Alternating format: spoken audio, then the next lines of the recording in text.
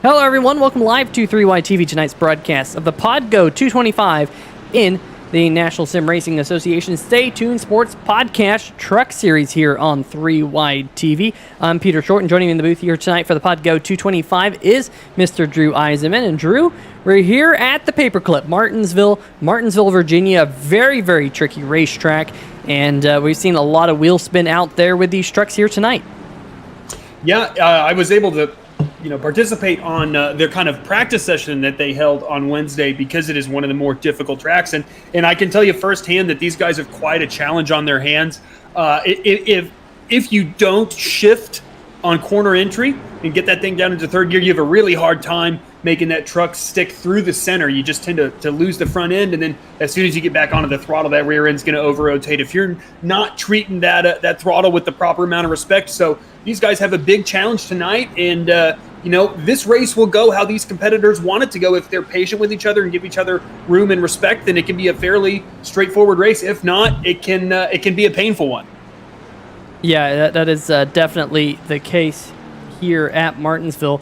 We'll see here tonight just how many caution flags we get. This is always a little bit of a crapshoot, Drew, when you come here to Martinsville on how many caution flags you will see at this racetrack. But you see everyone here just now working our way around the racetrack. We're trying to get the graphics package. It wasn't behaving there just a little while ago. We're trying to get that all taken care of here on the stream. Great to have PODGO on the sponsor here tonight. We'll be posting a link to their website here a couple times here tonight.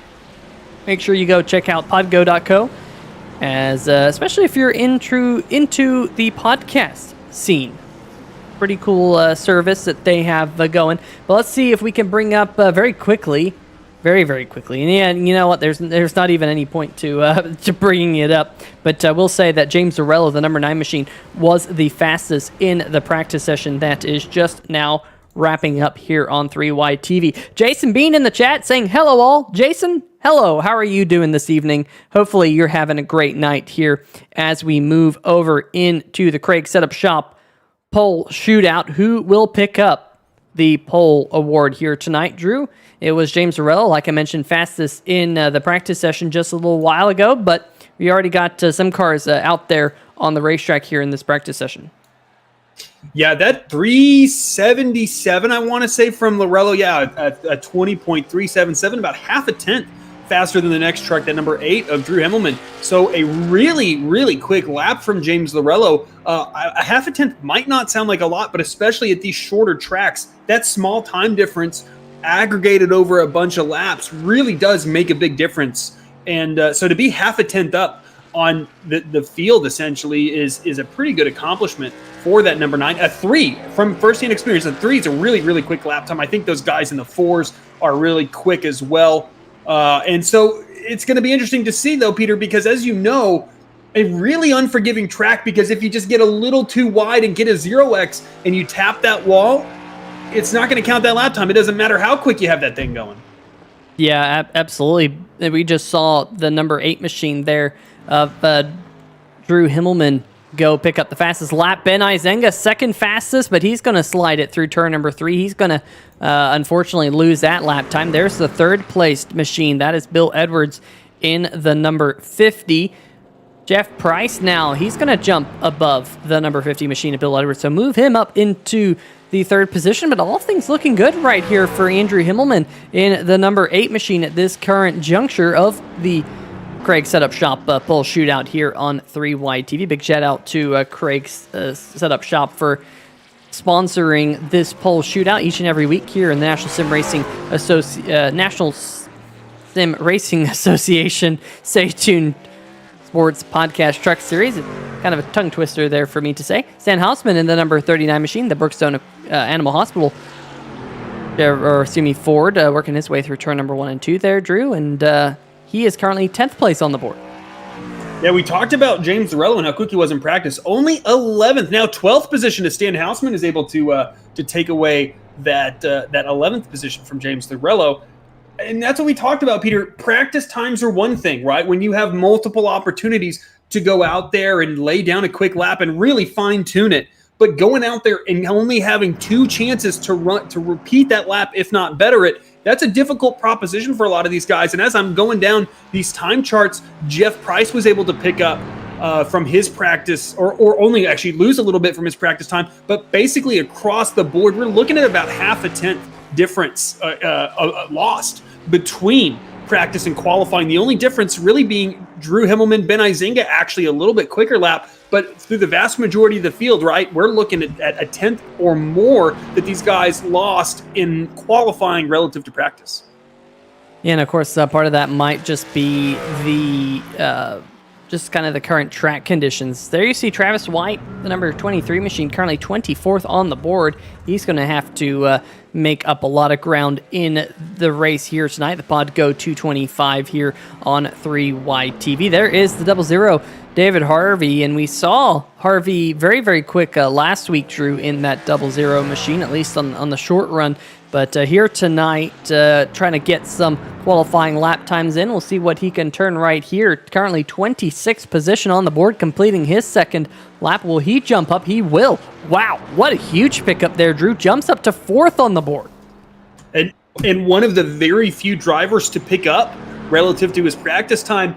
And what's going to be so important here tonight, Peter, it's not really a raw pace. I mean, not that is irrelevant, because it certainly factors into where you're going to be running on track. But I think if you just keep that thing clean, you don't get involved in a bunch of other people's problems, you give guys room, you don't tear the fenders off of it, you're going to have a great finish, right? If you have 0 incidents at the end of this deal, you either are running dead last and you're just not racing anybody, or you're going to finish really, really well. So, you know, when I see guys like Drew Himmelman, Jeff Price, Dave Harvey, Bill Edwards, the pace is there, but are they going to be able to be patient enough? Guys like Matt Cherry, right? We've seen a ton of pace out of Matt Cherry throughout the last season and a half almost of his NSRA Stay Tuned Sports Podcast Truck Series career, but he's just been a little bit too aggressive. And I mean, not that he's going to not be able to run well, but it doesn't bode well at a track that really requires patience like Martinsville. Yeah, definitely one of the harder racetracks to pass at as well. In fact, you know, really going to wonder if Andrew Himmelman, who does pick up tonight's Craig Setup Shop Pole Award, we'll get a quick word with Andrew here in just a brief moment here on 3Y TV, whether or not he's going to even try to go for the Buttkicker Challenge this week. The driver who starts on the pole has the opportunity, folks, to drop to the tail end of the longest line at the beginning of the race, and if he does so, he becomes eligible for the Buttkicker Challenge. Just seeing if we can find Andrew Himmelman. There he is, and we'll get him down here into the 3Y TV booth, picking up tonight's Craig Setup Shop Pole Award. Mr. Andrew Himmelman, you got a copy? Yeah, what's up, guys? Well, I'll tell you what, fantastic lap there in qualifying. You seem to nail all 4 corners of the racetrack, picking up the Craig Setup Shop Pole Award. Congratulations. How was that lap in that car? I finally got it to turn, and I felt pretty good about it coming to the start-finish line. Just happy we got the pole. Hopefully we can stay out of some madness that might happen in the back of the field. Yeah, in fact, speaking of madness in the back of the field, I think you've already answered it, but the big question, of course, since you did pick up the Craig Setup Shop Pole Position Award, what about the Buttkicker Challenge? Are we going to see you drop to the tail end of the field here tonight? Try and work your way up, slice and dice, and pick up some extra cash along the way? I think we're going to stay up front and try to get some points back, because we need some points back from what happened last week. So I think we're going to stay up front. Well, there you go. You heard it right here on 3Y TV. Buttkicker Challenge. The money in the Buttkicker Challenge is going to roll on to next week. Which one of the drivers will be the next one to try it? We saw it last week. It didn't quite work out for Mitchell Adams. Was that playing in your mind here tonight? No, not really. I think it's just Martinsville. You know, if you get in the back of the pack, I mean, anything can happen. I'd rather stay up front, try to be safer up there rather than in the back. And we need to stay up front with what happened last week. Yeah, definitely wasn't quite your race last week at Kansas it was. But I'll tell you what, here tonight at Chicagoland. Man, getting my miles and a half back to front. But here tonight at Martinsville, what are your thoughts about the racetrack? I think I don't know. It's like a love-hate. I ran a good lap, but I'm not a fan of this track. I think it's going to be very hard to pass. It's just going to be hard to race. It's just going to be guard that inside line and just hope you finish pretty well. Well, we will definitely be curious to know how it's all going to work out for you. Starting on the pole here tonight, not going to take part in the Buttkicker Challenge. Well, that money will roll on to next week. Andrew, best of luck here around the paperclip, and maybe we'll get to talk to you when it's all said and done. Yeah, thanks, guys. All right, well, Drew, Andrew Himmelman going to go out there on the racetrack and turn some lap times here in this 5-minute warm-up session. But thinking about the end prize, and that's points, and trying to get towards the end championship hunt. Yeah, when we've had these last few races that I think have been relatively viable tracks to the passing wise, to be able to start at the back if you have pace and get up there and try to battle for a race win. Hasn't worked out yet, as the 38 didn't do it at Daytona, and then James Lorello unfortunately had that misfortune last week. But Martinsville's not a place you want to start at the back if you have the pole. You want to take that advantage. You just can really control your race here, especially if there's a rash of early cautions and you just control the restarts. I really like this move by Drew Himmelman, but it's when are these guys going to be able to maximize that and grab that Buttkicker Challenge? We'll see. We're at the very least going to have to wait till next week. Yeah, that is the case. Stephen Doziak in the chat correcting me, saying it was James Lorello, not Mitchell Adams last week. Mitchell Adams, of course, ended up going to Victory Lane last week in the Wine, Whiskey, and Review 2-4. I take that back. He didn't. My memory, folks, is like a sieve. I got no memory. JT Poole went to Victory Lane last week at Chicagoland. We thought it would be Mitchell Adams at one point, but JT Poole ended up pulling out the win. Spoiler alert, if you didn't see last week's race, it was a pretty darn good race. And Drew, that's kind of right in line with what we typically see here with this series. We go to a racetrack thinking, they're not going to put on a great show here tonight. This racetrack is not very racy. And then all of a sudden, these NSRA drivers, they always know how to put on a show. Yeah, I mean, time and again, we've gone to tracks that I'm like, man, this is not going to be a great race for the people watching at home, and these guys put it together. In Martinsville, it certainly is challenging, but if you're not really putting yourself in a great position past the guy in front of you and you feel that you're quicker, there's always that bumper. So I think that these guys will put on a heck of a show here. It's just how many green flag laps are we going to get? That to me, that's the biggest question, not whether or not the race is entertaining. Well, just need to mention it one more time. Craig Setup Shop Pole Position Award goes to Andrew Himmelman. First time this season we've seen the number 8 Auburn Tigers machine on the pole. Congratulations to him. But let's jump over into tonight's starting grid. Andrew Himmelman, Ben Izenga on row number 1. Ben Izenga, we know he's good on the short tracks, and he's having a little bit of a resurgence here in the Stay Tuned Sports Podcast Truck Series. Row number 2, Jeff Price and David Harvey, there they are. Row number 3, back behind them. On the inside, that will be the number 50 machine right there of Bill Edwards, with the number 38 of Matt Cherry to his outside. Drew, you mentioned that he has had quite a bit of pace here in this particular series. On the inside of row number 4, that will be the number 11 of Christopher Darling. He has a little bit of a special paint scheme this week, the Be Kind number 11. Great looking paint scheme on Christopher Darling's machine. And alongside him, your reigning series champion here in the Stay Tuned Sports Podcast Truck Series, Mitchell Adams. And rounding out your top 10, Paul Bilson and Jason Freeman, Drew.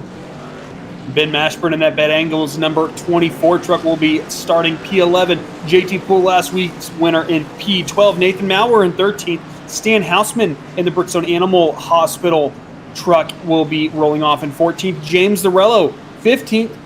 A ton of pace in practice. We'll see how quickly he can make his way through the field. Ben Adams in 16th. Tristan Mayer in 17th, Jamar Dumas in 18th, Evan Gilbert in the number 19 truck in 19th, and rounding out our top 20 is Doug Neal in that number 77 truck. Paul Nollery, Peter Serto on row number 11, with Jordan Schepler, Robert Dudley back behind them on row number 12. Nick Bradley, Travis White, 25th, 26th, Justin White, Matt Vanderkoy back behind them. Kyle Lewis, Brian Bradley, Barry Knapp, Stephen Doziak, Garrett Gleason, John Doble, and Evan Burke rounding out your field here tonight. John Doble and Evan Burke yet to go out there onto the grid. So that will do it here for tonight's starting lineup. You see the iRacing pace car headed down pit road. We're about to see the green flag for the first time here tonight. 225 laps here around the famed half-mile Martinsville Speedway in Martinsville, Virginia, known for its hot dog and its short track racing. Green flag in the air, and a little bit of wheel spin from Matt Cherry there, Drew. Going to stack up the high line, but look at Ben Izenga, the 07 machine, trying to mount a charge to take the lead away from the 8 machine here on lap number 1. Yeah, and unfortunately, we already have our first caution. A pretty big incident down in turn 1. These guys didn't even make it very far. It looks like, I believe, the drama started with the number 19 truck. That you're going to see this green and white truck. There you go, out in front. There was some kind of contact there, and then it's just these guys trying to slow themselves down. Peter Certo and that number 32 truck involved there. And it looks like the number 62 might have gotten into the 19, and then that's kind of where it all started. Here we go, folks. That number 19 of Evan Gilbert. Yeah, the 62 gets into his back bumper. Nowhere for Peter Certo to go. And that 32 truck already torn up. Now, damage, folks, doesn't matter nearly as much here if you're a little down on horsepower. Sometimes it's going to just really help your tire wear, not really hurt your speed too much. In fact, it might be beneficial for your long run pace to have a little bit less horsepower, but it's certainly not how you want to start your night, as there goes that number 19 truck with contact from behind right into Peter Certo. And there you go, folks. We made it about 500 feet, I think, before our first caution. Yeah, we'll get one more look at this one, focusing on the number 32 of Peter Certo. And Drew, I wonder if that was just a couple of drivers trying to play it easy on the start of the race, and other drivers not quite getting the memo. There's all that front-end damage for Peter Certo and the number 32 machine, which is definitely a tough break for him. I know we typically have Peter John Certo in the chat. You see those cars right there behind the iRacing pace car. So first caution flag out to here tonight. Now those 2 trucks should be able to get back on the lead lap. That is the good news. But we did have a lead change, Drew. Ben Izenga, the 07 machine, was able to get himself up to the front. And as I look up to the top left-hand corner of the screen, it's not the PODGO 225 anymore. It's the PODGO 180 here at Martinsville Speedway. So a little bit of a change in race length for all of you folks back home. And speaking about the folks back home, let's see what we got going on in the chat. Stay tuned Sports saying, haha, just heard my son upstairs yell for Chris. I'm assuming that is rooting for Chris Darling.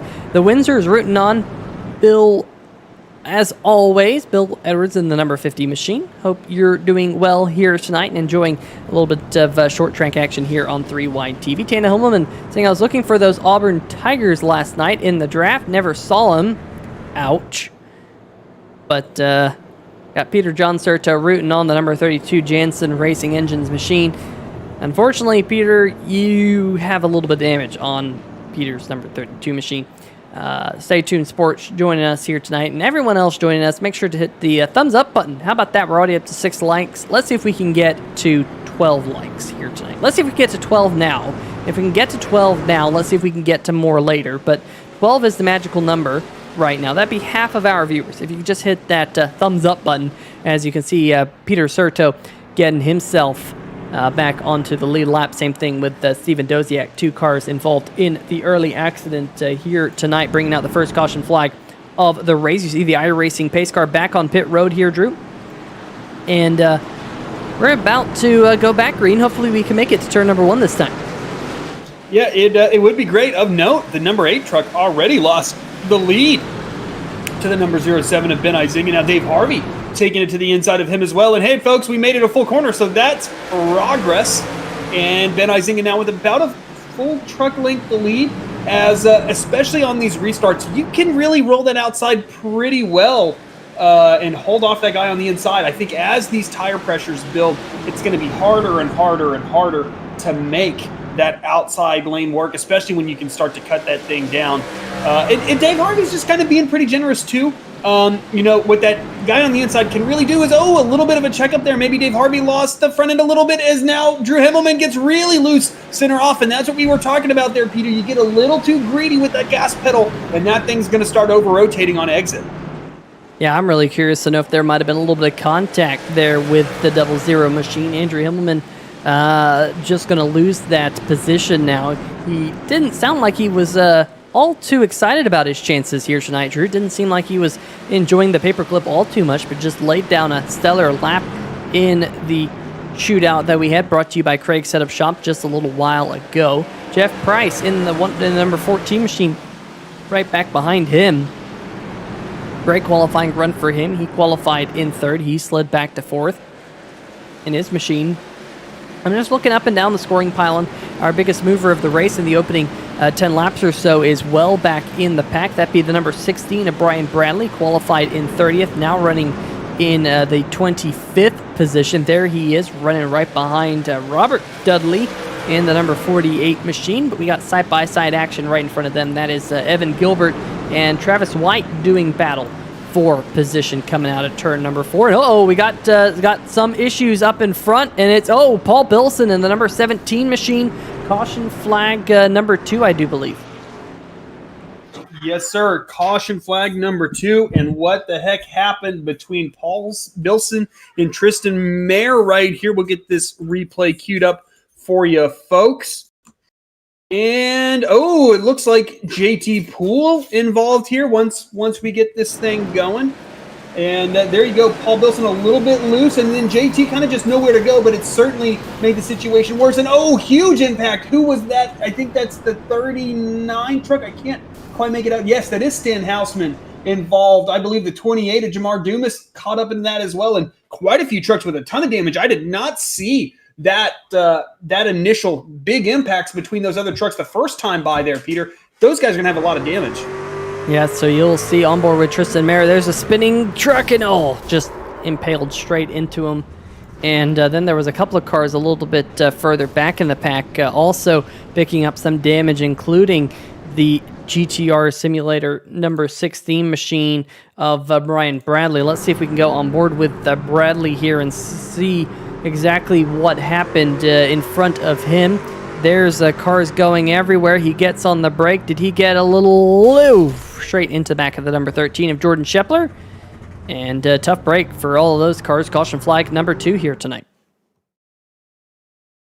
Yeah, Peter, that's just certainly unfortunate, but not unexpected with those drivers getting caught up in that on lap 11. And if those trucks have as much damage as it looks like, and man, just looks like the 51 just got a little too greedy with the throttle, and there's just nowhere for the 17 to go. There was just enough smoke to where it's going to obscure the vision for these guys. And then the guys behind just trying to slow those things down, trying to predict what's going to happen. That number 17 truck smoking there as well. That's going to be a long repair for Tristan, unfortunately. One of the open non-charter drivers making an appearance tonight. But, Peter, it's now we're working lap 15 and already quite a few casualties thus far. Yeah, but that's kind of has to be expected here at Martinsville. This racetrack, I broadcasted a race here on 3 Wide TV a couple of weeks ago where there was so many caution flags. It was pretty amazing how many caution flags there actually was in that particular race.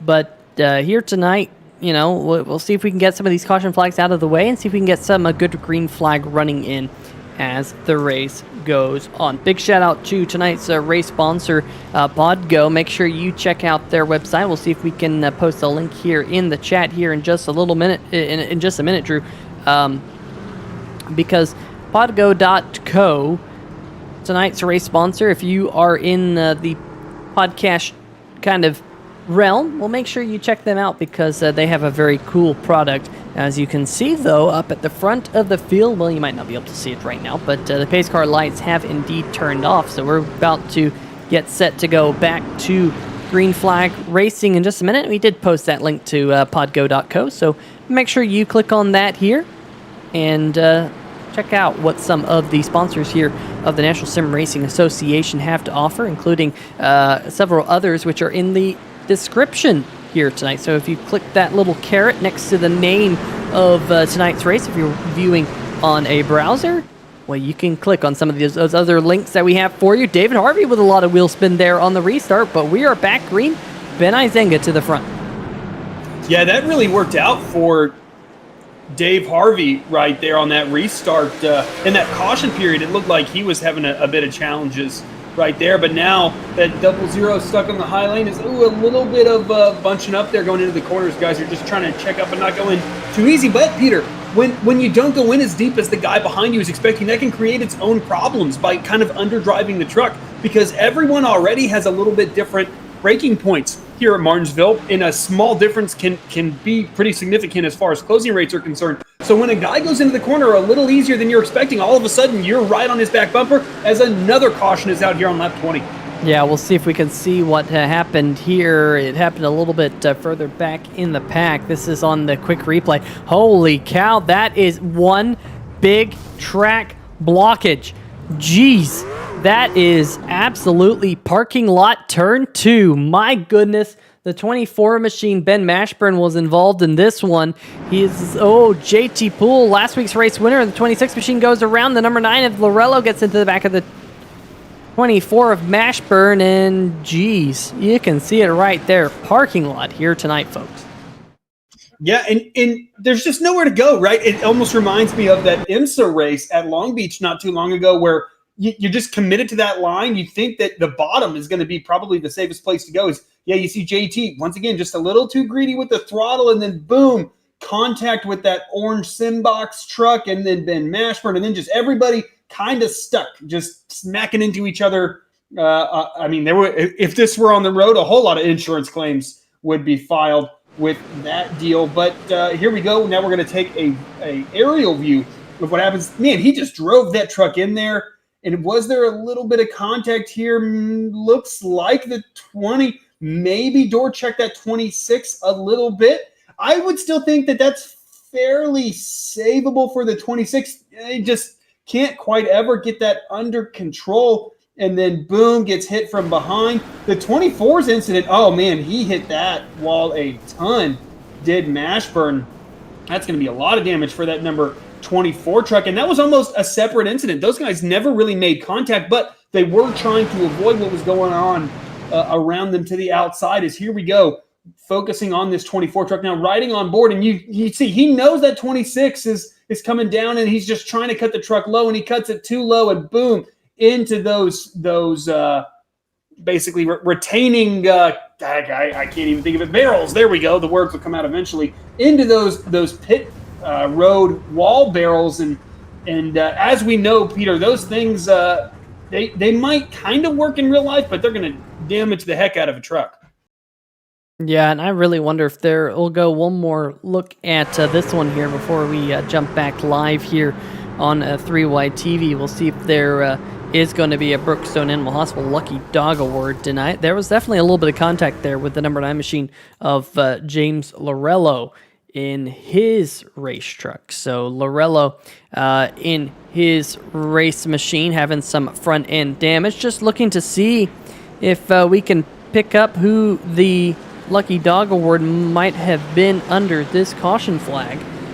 We did have a couple drivers, I think, eligible for it, but at least looking at the scoring pylon right now, Drew, we got a couple of drivers sitting on pit road. Their night might be done. JT Poole, Nathan Maurer, Stan Hausman, Tristan Mayer, all of those trucks appear to be day done at this current moment in time. We'll see whether or not they can get back out there onto the racetrack, but going off the racetrack is the iRacing pace car, and we're about to get set to go back to green flag action. Ben Izenga, who I believe has led every single... Oh! Bill Edwards getting a hit check from Jeff Price. He shoots up the racetrack. He's able to hold on to it. Lets Matt Cherry on by.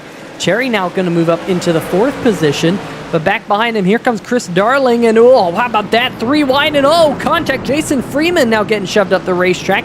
It's RG Bargy, and now he goes around. The 00 David Harvey, the 77 in the wall, and we got another track blockage here at Martinsville. Well, Peter, we were talking about how these guys are going to have to give each other respect and room, and we just, quite frankly, haven't seen very much of that tonight, as we were darn near 3 wide going into turn 3, and then you see that 20, he's just out of the groove right there, trying to to prevent himself from losing as much track position as possible. And ultimately, I mean, it basically costs him everything, is that number 20 truck with a ton of damage. And here we go. You see almost 3 wide right here. Here's a bunch of that contact. The 20, I don't know if he ever got that thing truly under control there, Peter, from that initial contact on corner entry. And then finally the thing whips around and boom, the 19 gets into him. The 77 of Doug Neal involved as well. And that 20 took quite a few big impacts right there. Yeah, let's go on board with the 77. You see Doug Neal all over the back bumper of Harvey, giving him a love tap. And you see Freeman just looks like he just ended up losing control. And the 77 machine getting up on 2 wheels. Definitely not what the 77 machine wanted here tonight of Doug Neal and his Simbox machine. Of course, the Simbox, one of those sponsors. Look at the number 9 machine of Lorello. He actually got on the apron just a little bit as well, and then it was just all chaos back behind them. And again, everyone else in the back half of the field, Drew, really trying to have to avoid this one and turn 4 parking lot. We see a turn 2 parking lot, and look at pit road. It looks like it is a mess right now. Yeah, I mean, it's not that it's unexpected in Martinsville, but the rapidity and scale of the destruction here tonight was a little unexpected. I feel like 2/3 of the trucks that are running have significant damage, and we were talking about, Peter, that it's just half the battle is keeping that truck clean and without damage, and you're going to have a great finish in, you know, one of those big things. The reason that Drew Himmelman didn't go to the back of the pack for that Buttkicker challenge is it's really easy to stay out of trouble up front, but you're not necessarily immune to it, like we saw with the 20 truck, who was running up near the front and still got involved. But it certainly helps when there's just fewer trucks around you. You're just statistically less likely to be involved in one of these deals. Yeah, absolutely. I mean, being up at the front, you know, it's kind of one of those things. You always want to be up at the front, but on a racetrack like this, where the track can get blocked very, very quickly, it is kind of exponentially better to be up at the front of the field. We got some action in the chat. Scott Crump asking, is anyone going to be left here at 180 laps? Typical short track, heavy impacts indeed. That is the question here tonight. And Stay Tuned Sports saying over-under on 9 cautions. Well, if you're basing it off of what we've seen in the opening 30 laps here tonight, it is going to be over. We'll see whether or not that can hold true. Whether or not we can get some green flag running in. We'll see if those pace car lights turn off. Indeed, they do. So that's the good news here on 3 Wide TV. Thank you for everyone joining us. Peter John Serto saying, you got this. Peter Serto, driver of the number 32 machine. Let's go check him out a little bit further back in the pack. There is Peter Serto in his Jansen machine. Currently being scored 12th position on the board right now. Right alongside the number 23 is reverse number Chevrolet Silverado, driven by Travis White. But let's jump up to the front of the field because the pace car has headed down pit road once again. You see the number 2 machine of Justin White there on pit road, but Ben Izenga will lead us back to the green flag. And wow, look at Matt Cherry there, blasting his way around the outside. Drew, that Ford F-150 seems to be moving to the front. Yeah, if you told me that 2/3 of the field would be wrecked, I would expect that 38 to be amongst them, just kind of based on his past, but he is exceptionally quick. Now trying to make a move on the outside of that number 14. Ooh, he really lost the nose going into the corner, maybe a little bit too abrupt of a wheel input, which can upset these trucks, especially if you really have that brake bias dialed to the rear, which is what you typically want to do on the long runs. Here is now Bill Edwards, maybe a little bump to that number 38 truck, but it sure seems like Matt Cherry's able to roll the center off. Much better is, oh, he gets a little loose going into the corner. Is he able to save it? He does. What a save by Matt Cherry. He's still hanging on to that thing. I don't think he was ever completely straight throughout the entirety of that corner. There you go. He gets sideways going in. And then as soon as he's trying to get back on the throttle, the thing kicks sideways again. And Peter, you know, once you get those rears hot like that, it is going to be a handful for Matt Cherry until those things cool down, and it's really hard just to not keep lighting those rears up at that point and not keep sliding them, which just is going to make the problem worse and worse and worse. Yeah, that is definitely the case. It's kind of a snowballing effect. We're watching Robert Dudley battling with Paul Bilson. This is battle for the 16th position. Give that spot to Dudley for now. Meanwhile, back behind them, the number 24 machine, Ben Mashburn, side by side with Matt Vanderkoy. At least they were. Now we see the next side-by-side battle, which is actually involving a lapped car. The 971 and Nathan Maurer is currently being scored 1 lap down. In fact, we got more than a lap down. I take that back. That 971 is down multiple laps here currently, and definitely not exactly been the night that Nathan Maurer wanted, being scored in the 28th position as they run. But seems like maybe a little bit of pace still left in that 971 machine. Just obviously had to have an extended stay on pit road for damage repair. Meanwhile, there is the 07 machine of Ben Izenga still leading. But Andrew Himmelman, who was your Craig Setup Shop Pole Award winner at the top of the show, did not try going for the Buttkicker challenge here tonight. Decided to try and stay up at the front of the field. So far, so good for the 8 machine of Himmelman. So running in second.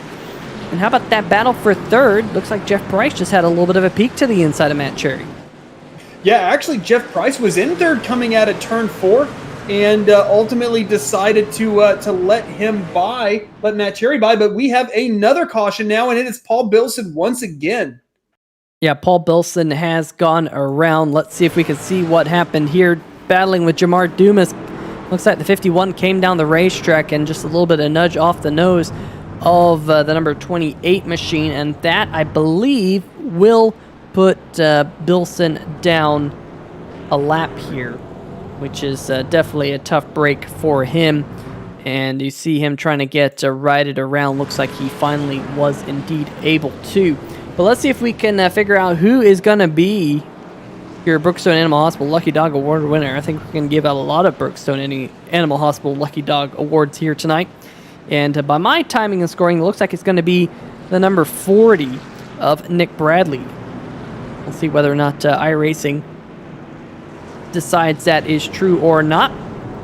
40 laps into the 180-lap event here tonight at Martinsville Speedway, the PODGO 180. Big shout-out to tonight's race sponsor here. And indeed, your lucky dog here is the number 40 of Nick Bradley. Will be the 24th placed truck on the racetrack, and the last car on the lead lap. When we go back green, you see everyone letting him on by. But Drew, another thing you have to start wondering about here is the amount of fuel that these trucks have. With the rate these caution flags are coming out, as we did have a couple of takers on pit road, not a whole lot, but we did have some. Maybe we will see some drivers run low on fuel. I mean, if we get a green flag run and it doesn't take a whole lot, especially with these smaller fuel tanks that we run here in the Stay Tuned Sports Podcast Truck Series, for these drivers to, get a little bit low on fuel, but so far, none of your front 10 have come down pit road. Yeah, it's, but I think these guys could probably go 100 green flag laps here, Pierre, even with 70% fuel. This is one of those tracks that you can put, typically at least 180 laps on a full tank of fuel. But with the 70% fuel load, with all of these cautions, I think these guys are going to be waiting till around lap 100. I think it's kind of twofold. Number one, you just don't really need to fuel up until then. And number two, that's about when you're going to want tires, and you don't necessarily they're not going to pay off until there's that kind of big delta between the guys on older stuff and new stuff. So I think it's going to be a little bit longer before these guys get in, because this isn't one of those tracks that tires is necessarily going to be a huge advantage. And even if it is, you got a lot of work to do to get up through these guys. And typically you're basically going to equalize those tires by having to drive the heck out of that truck, getting through those slower trucks. So it's not terribly surprising as now the lights on that Audi Fusion iRacing iPace car, that generic iRacing pace car. The lights go out on that thing, and the guys stack them up 2 by 2. Interesting, though, now Matt Cherry, as close as he's been to the front all night. I'm going to be looking to see what the number 38 truck can do. But the number 9 of James Zarello, another guy that I'm looking at, all the way from 15th up to 7th in these first 44 laps, as Ben Izinga rolls the field through 3 and 4. Great restart from that number 07 truck. A little bit of a later restart, though, But it can be really challenging to kind of get that restart nailed here. Peter Izu, the 38, gets into that 8 just a little bit. Now looking back at the number 9 and the number 11 trucks as those guys race side by side. And here comes James Morello to the inside of our tied points leader, one of 2 points leaders that we have. Chris Darling, the co-points leader with Ben Izinga, our current race leader, as James Morello continues his march up front. And Peter, we saw a ton of pace out of that 9 truck. Not too surprising to see him making his way forward. Yeah, that number 9 machine got Stay Tuned Sports on the hood. Last week tried to go for the Buttkicker Challenge at Chicagoland in the Wine, Whiskey, and Review 225. It did not go well, folks. Got involved in an early accident, and he had to take a big loss in the point standings, but here tonight he's worked his way up into 6th in the early running.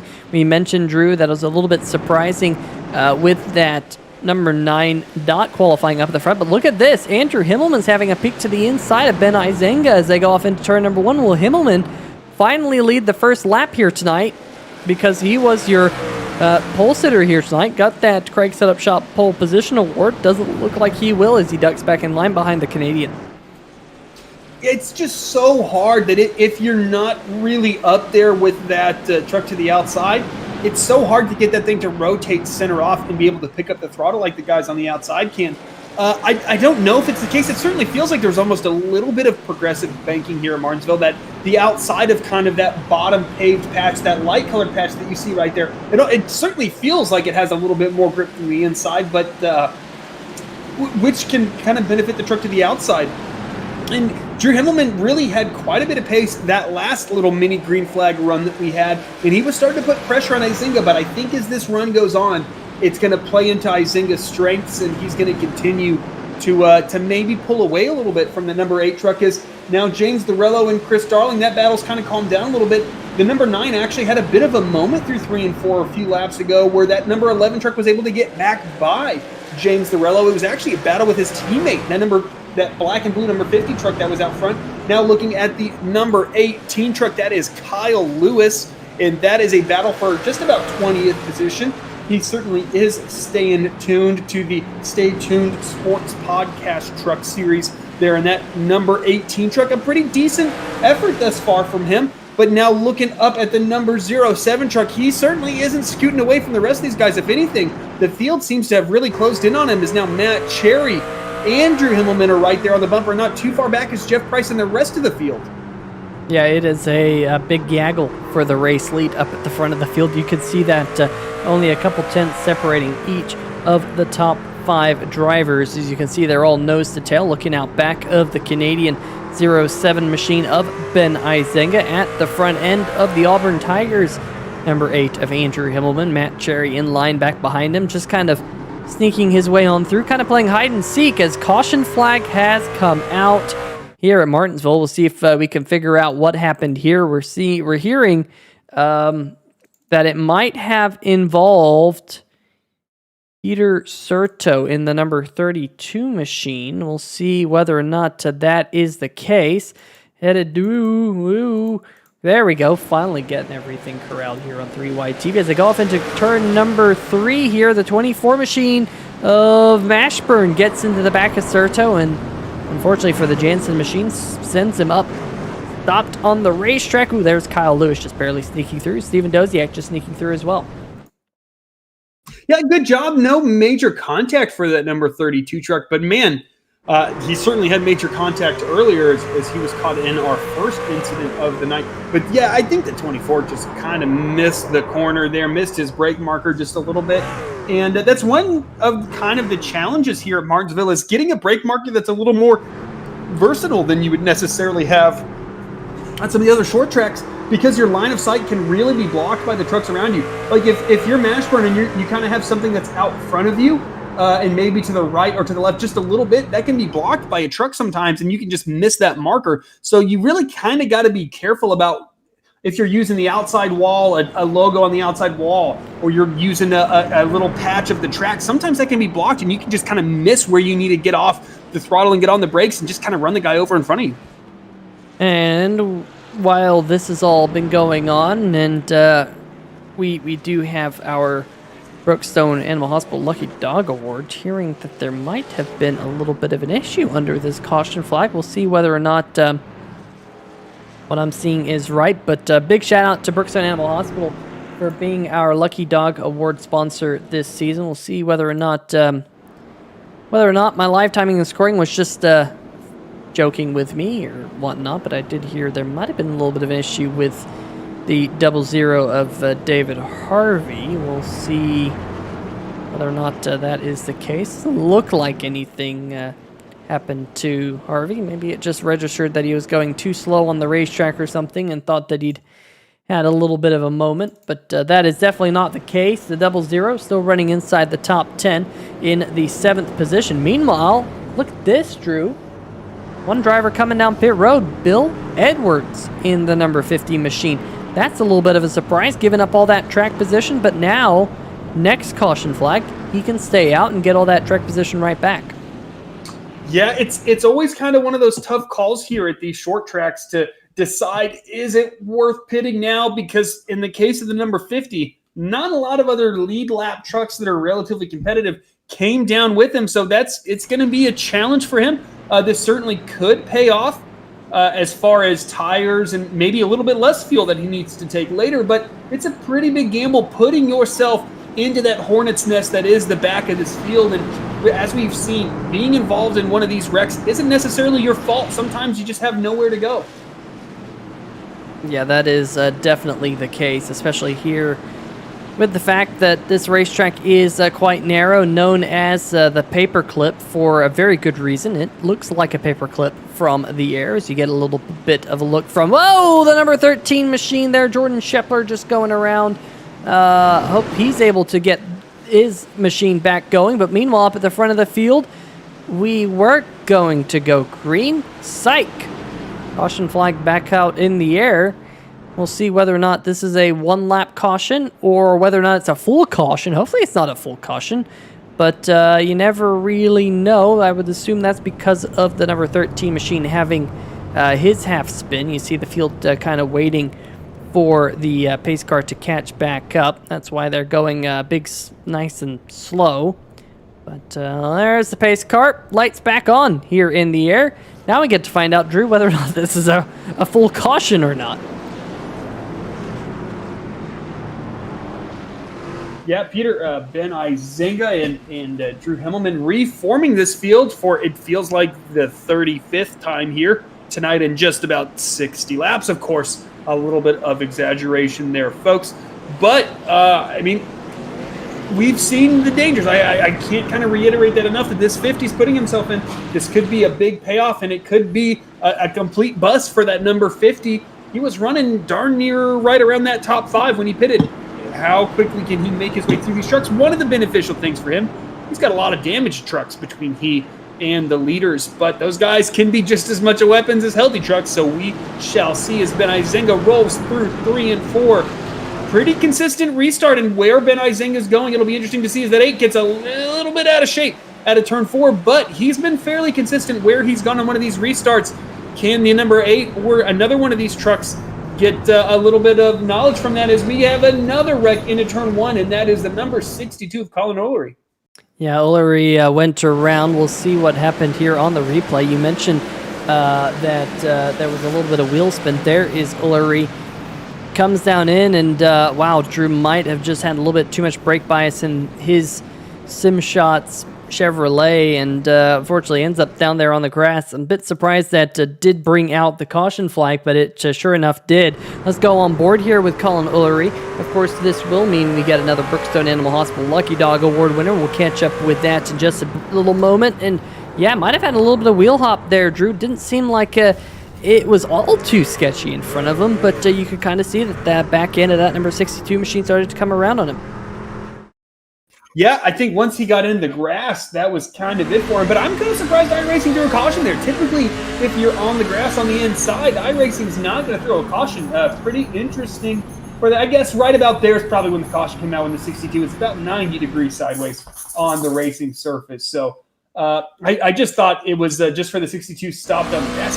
That's kind of surprising, but it's also close enough to the racing surface that maybe iRacing would call it. But it doesn't look like any significant contact happened between he and another driver. Just kind of lost the rear end under braking, and that's kind of one of the things about running too much rear brake. Is now that number 13 truck of Jordan Scheffler is our Brookstone Animal Hospital Lucky Dog Award winner.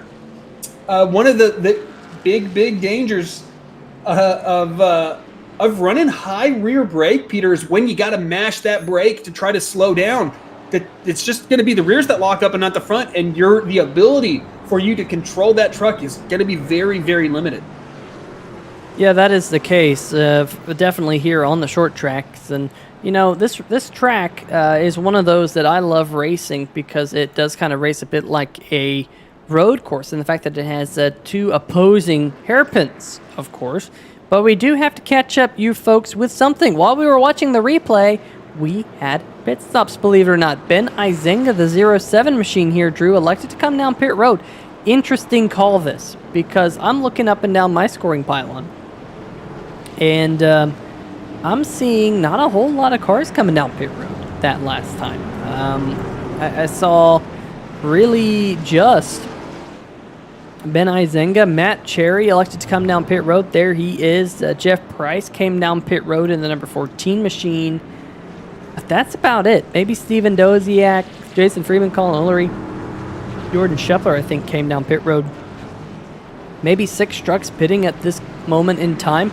We'll see how that pans out for those particular trucks as this race goes on, but I don't know. I'm a bit surprised with that.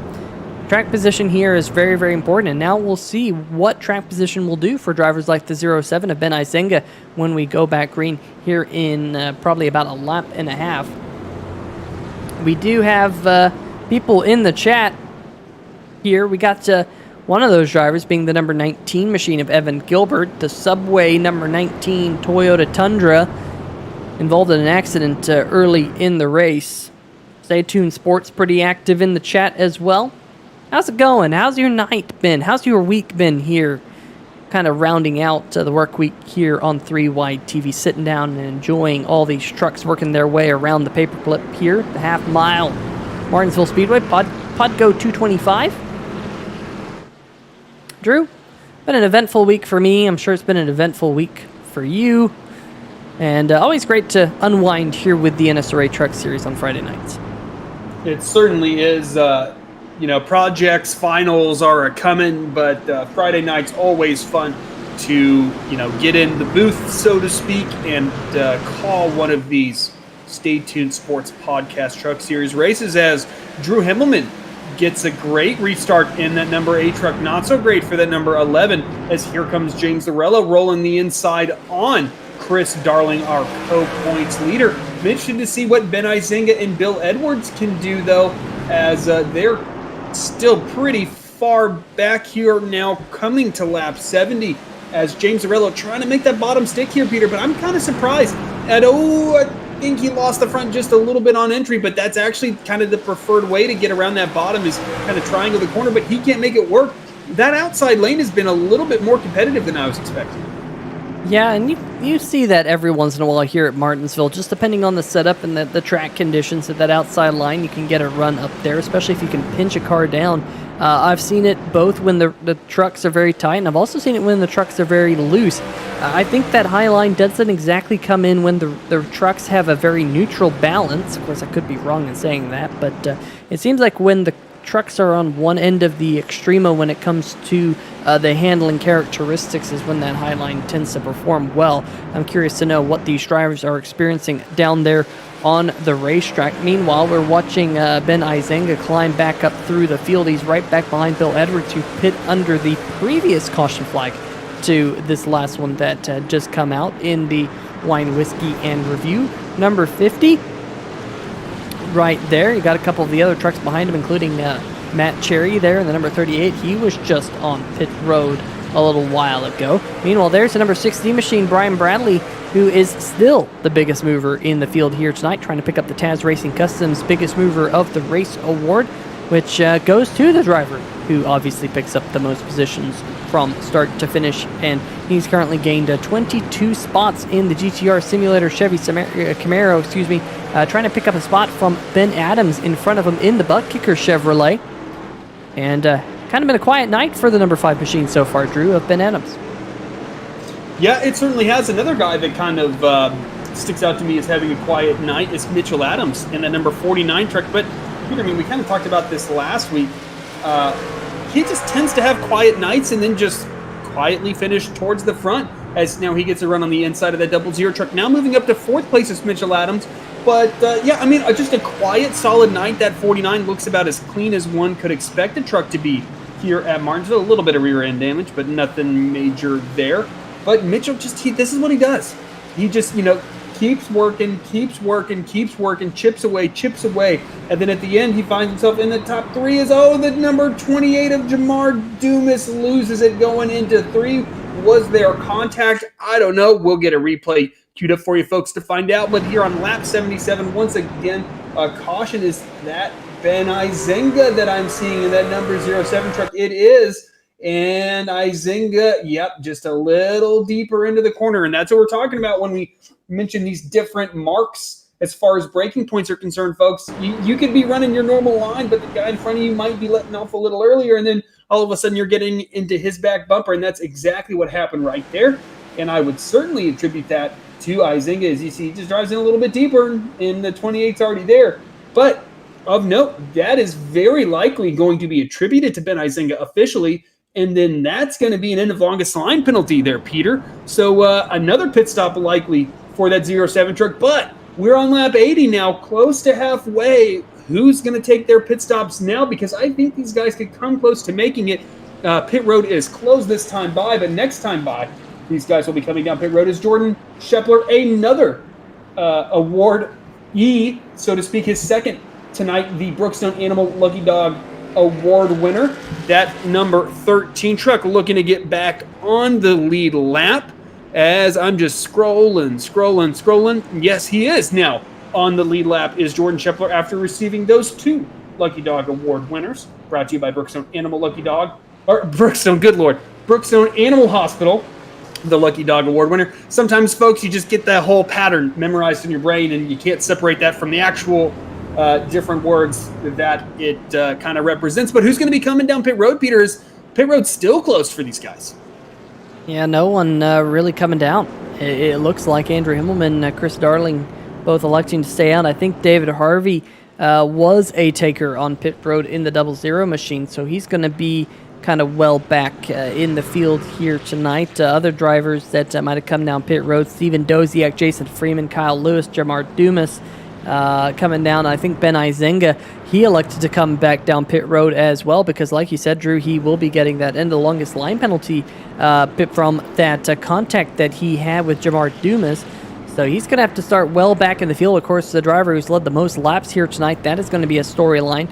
But up at the front, none of your main contenders, at least at this current moment in time, electing to come down pit road to see their pit crew. And like you said, Drew, sometimes we get our tongues all twisted up and it ends up being the podcast, sports, stay tuned, broadcasts and all that stuff. But you know what?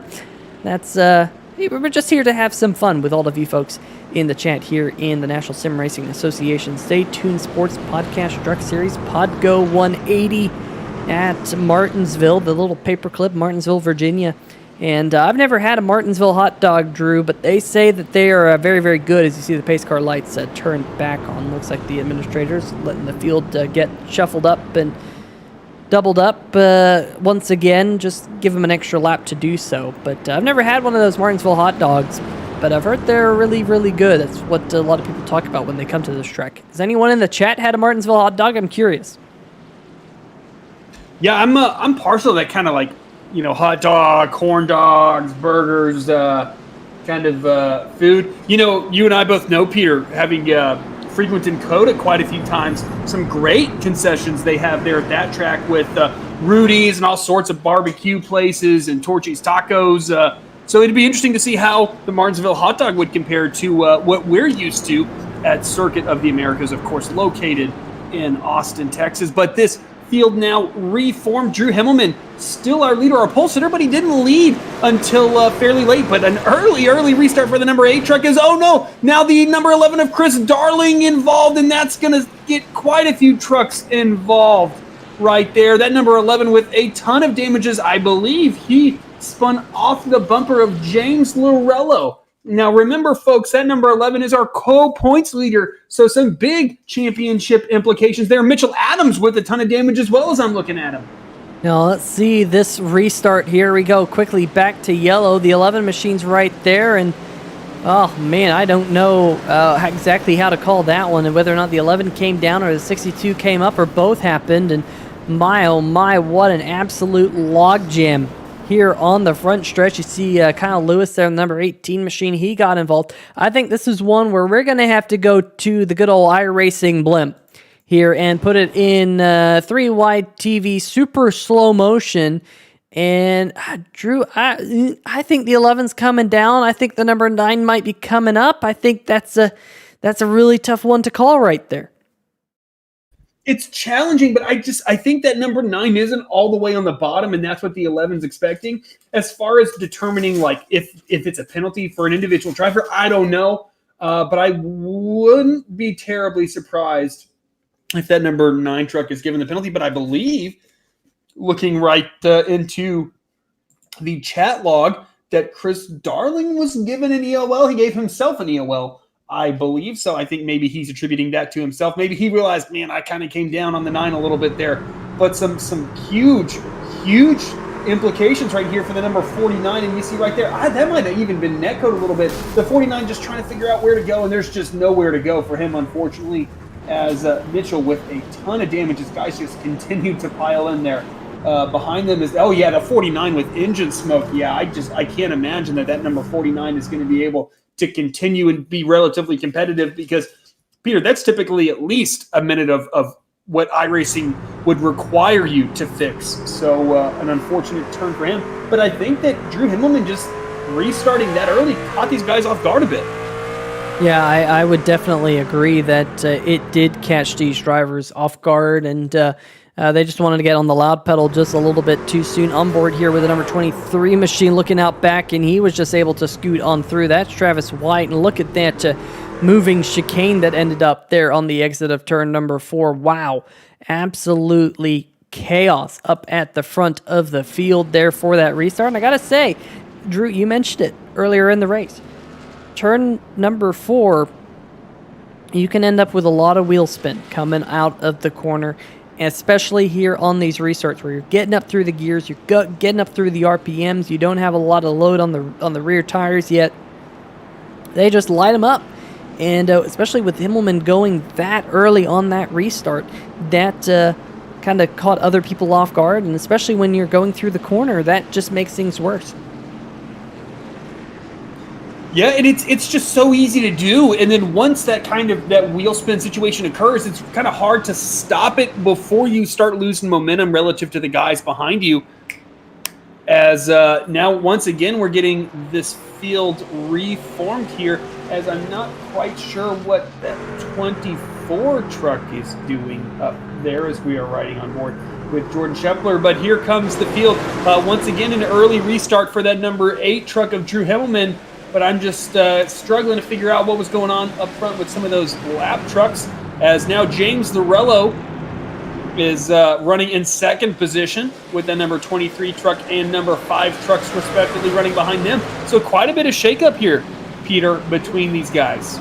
Oh, and the number 50, Bill Edwards goes around there with 3 wide going off into the corner. And, Kyle Lewis giving a little bit of a kiss to the front end of the number 50.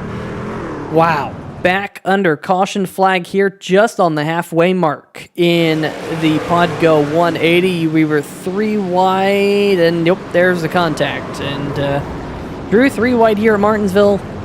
You and I know the answer. It always ends up in, it doesn't always, but 90% of the time it ends up in an accident. And we're back under the caution flag here tonight, the halfway mark in the PODGO 225. And my oh my, we got action on pit road. Andrew Himmelman's coming down in the number 8 machine. You see him coming to his pit crew. Looks like a bunch of others coming down with him. Yeah, I think that this kind of halfway mark is a good time to take these pit stops for these guys. They know that they can make it from here. And we're going to have fresher tires than the guys that came down earlier. And with the vast majority of these guys all coming down at the same time, I like this kind of call. Luckily the cautions worked with these guys to be able to enable this option to be a possibility. So, I kind of like this move. Most of these guys are going to be on the same page now, but how are they going to stack up with those guys who came down pit road earlier? That's going to be the big question. Yep, and there you look at your Brookstone Animal Hospital Lucky Dog Award winner. That is Cullen Ullery getting the 62 sim shots. Chevrolet back onto the lead lap. You see him right there, currently being scored in the 17th position. A couple of those cars that also on the lead lap, a little bit back behind him, all the way back to David Harvey. The 00 Chevrolet is currently the last truck on the lead lap, but as I say that, Jordan Shepler will get past as he is on pit road right now. But one truck has stayed out, and that is the number 38 machine of Matt Cherry. Let's bring up the pit strategy board for all of you folks here tonight, because it's looking a little bit crazy, especially with Jason Freeman there. How many pit stops? You might have to zoom in. You might have to get close to your screen to see how many pit stops Jason Freeman has made here tonight in the number 20 machine. Running in third, if you count up all those segments, Drew, 7. Count that, 7 pit stops for our third place driver right now tonight. Yeah, Peter, that number 38 of Matt Cherry now up front as well. I think this is what he's been kind of looking for all night, is that 38 is just some clean track ahead of him, because he has shown some exceptional pace. And then kind of the guys around him now, the 20 of Jason Freeman back up front, how much damage does that 20 have, and how much has it affected his pace? And now Ben Izinga finds himself up into the top 5 as well, along with Jamar Dumas and quite a few damaged trucks. Even the 38, right? We're running low, folks, on the number of trucks that aren't torn up here at Martinsville. Completely expected, but just past halfway now it's getting really real as far as track position is concerned. Getting caught up in one of these wrecks is really going to be detrimental, because it's going to get you towards the back of the pack, and it's just so hard to pass here.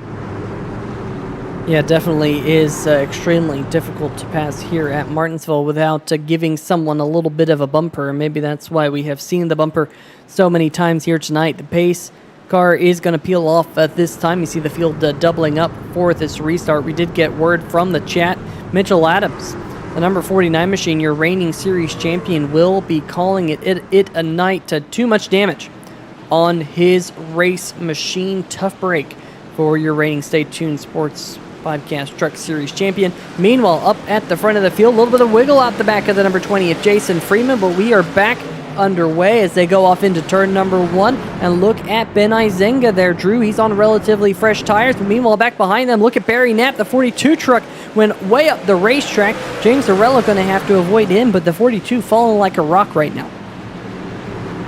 Yeah, the 42 almost 3 wide, maybe temporarily 3 wide right there out of the exit of turn 2. But here comes Ben Izinga for that third position as he is chucking that thing to the inside of that number 60 truck. And Izinga very likely going to clear him going into turn 3. He does. Now can he run down that number 38 and 20 trucks in front of him, as these guys are really starting to kind of scoot away from the rest of the field. Of note for the viewers back home, Mitchell Adams disconnected as we have another caution here on lap 98.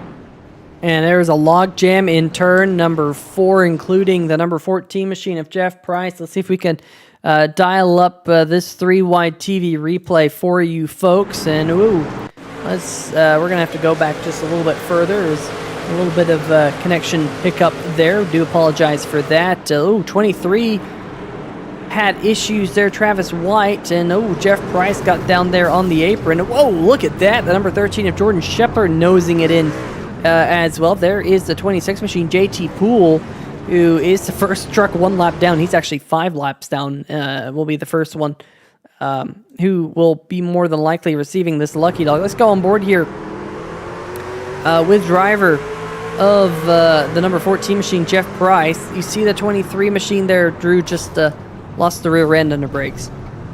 Yeah, sure like that. Looked like that he got a big old wheel hop there in that 32, just kicked dead sideways when the wheel should have been more or less straight there. And interesting enough, Peter, I don't think I've ever seen two trucks simultaneously do a wheelie in iRacing, so that is a first. And yeah, you see the 23, probably just a bit too much rear brake, and then that 14 trying to get back on the throttle, can't, and boom, there you go, wheelie. Both of those trucks, simultaneous wheelie. And that's going to be unfortunate for that number 14 truck, because he was running up in the top 5 earlier, showed quite a bit of pace, and you know, that kind of impact and that type of misfortune, not typically what you want to see when you're trying to get back up there to where you were running in the top 5 earlier in a race. Yeah, that is definitely for sure. Adam Dama in the chat saying, "What up, everyone? I still haven't been able to get in contact with HP about my new VR." Yeah, Adam has been having issues with his VR setup going back the last couple of races, and I know that the number 51 of Paul Bilson has also been having issues with his VR setup. So maybe VR is not the way to go right now here in the iRacing service.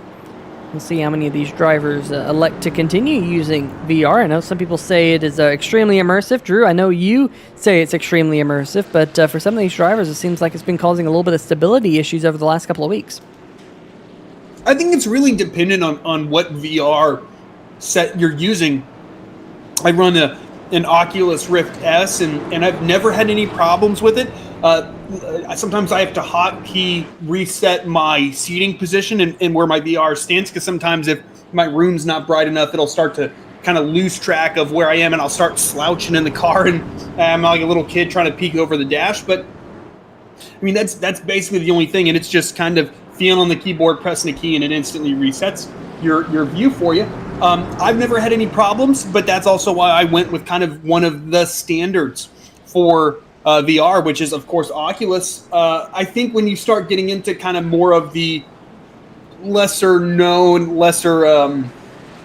like smaller kind of market VR sets that just aren't going to have the customer support or the development that a company like Oculus provides, then that's when you kind of start to run into more of those issues. Not that, of course, Oculus can't have them. And then it's, of course, making sure that everything's compatible with itself, making sure that your computer's able to run VR with the settings that you have in the sim and everything like that. So sometimes it's just a conflict with what you're running versus what the VR set requires, plus what iRacing kind of requires when you mix all those things together. And sometimes that can be a bit challenging to figure out. But, you know, I think that if you know what you got, it's a really awesome thing. You kind of, I'm somebody who tends to kind of get distracted while I'm driving. Like my dog is doing something and I can see him out of the corner of my eye. I'm like, what's my dog doing? Versus when you throw that VR headset on, you can't see any of that stuff and you're just driving the car, and it makes it a lot of fun and really immersive, especially on short tracks and road courses.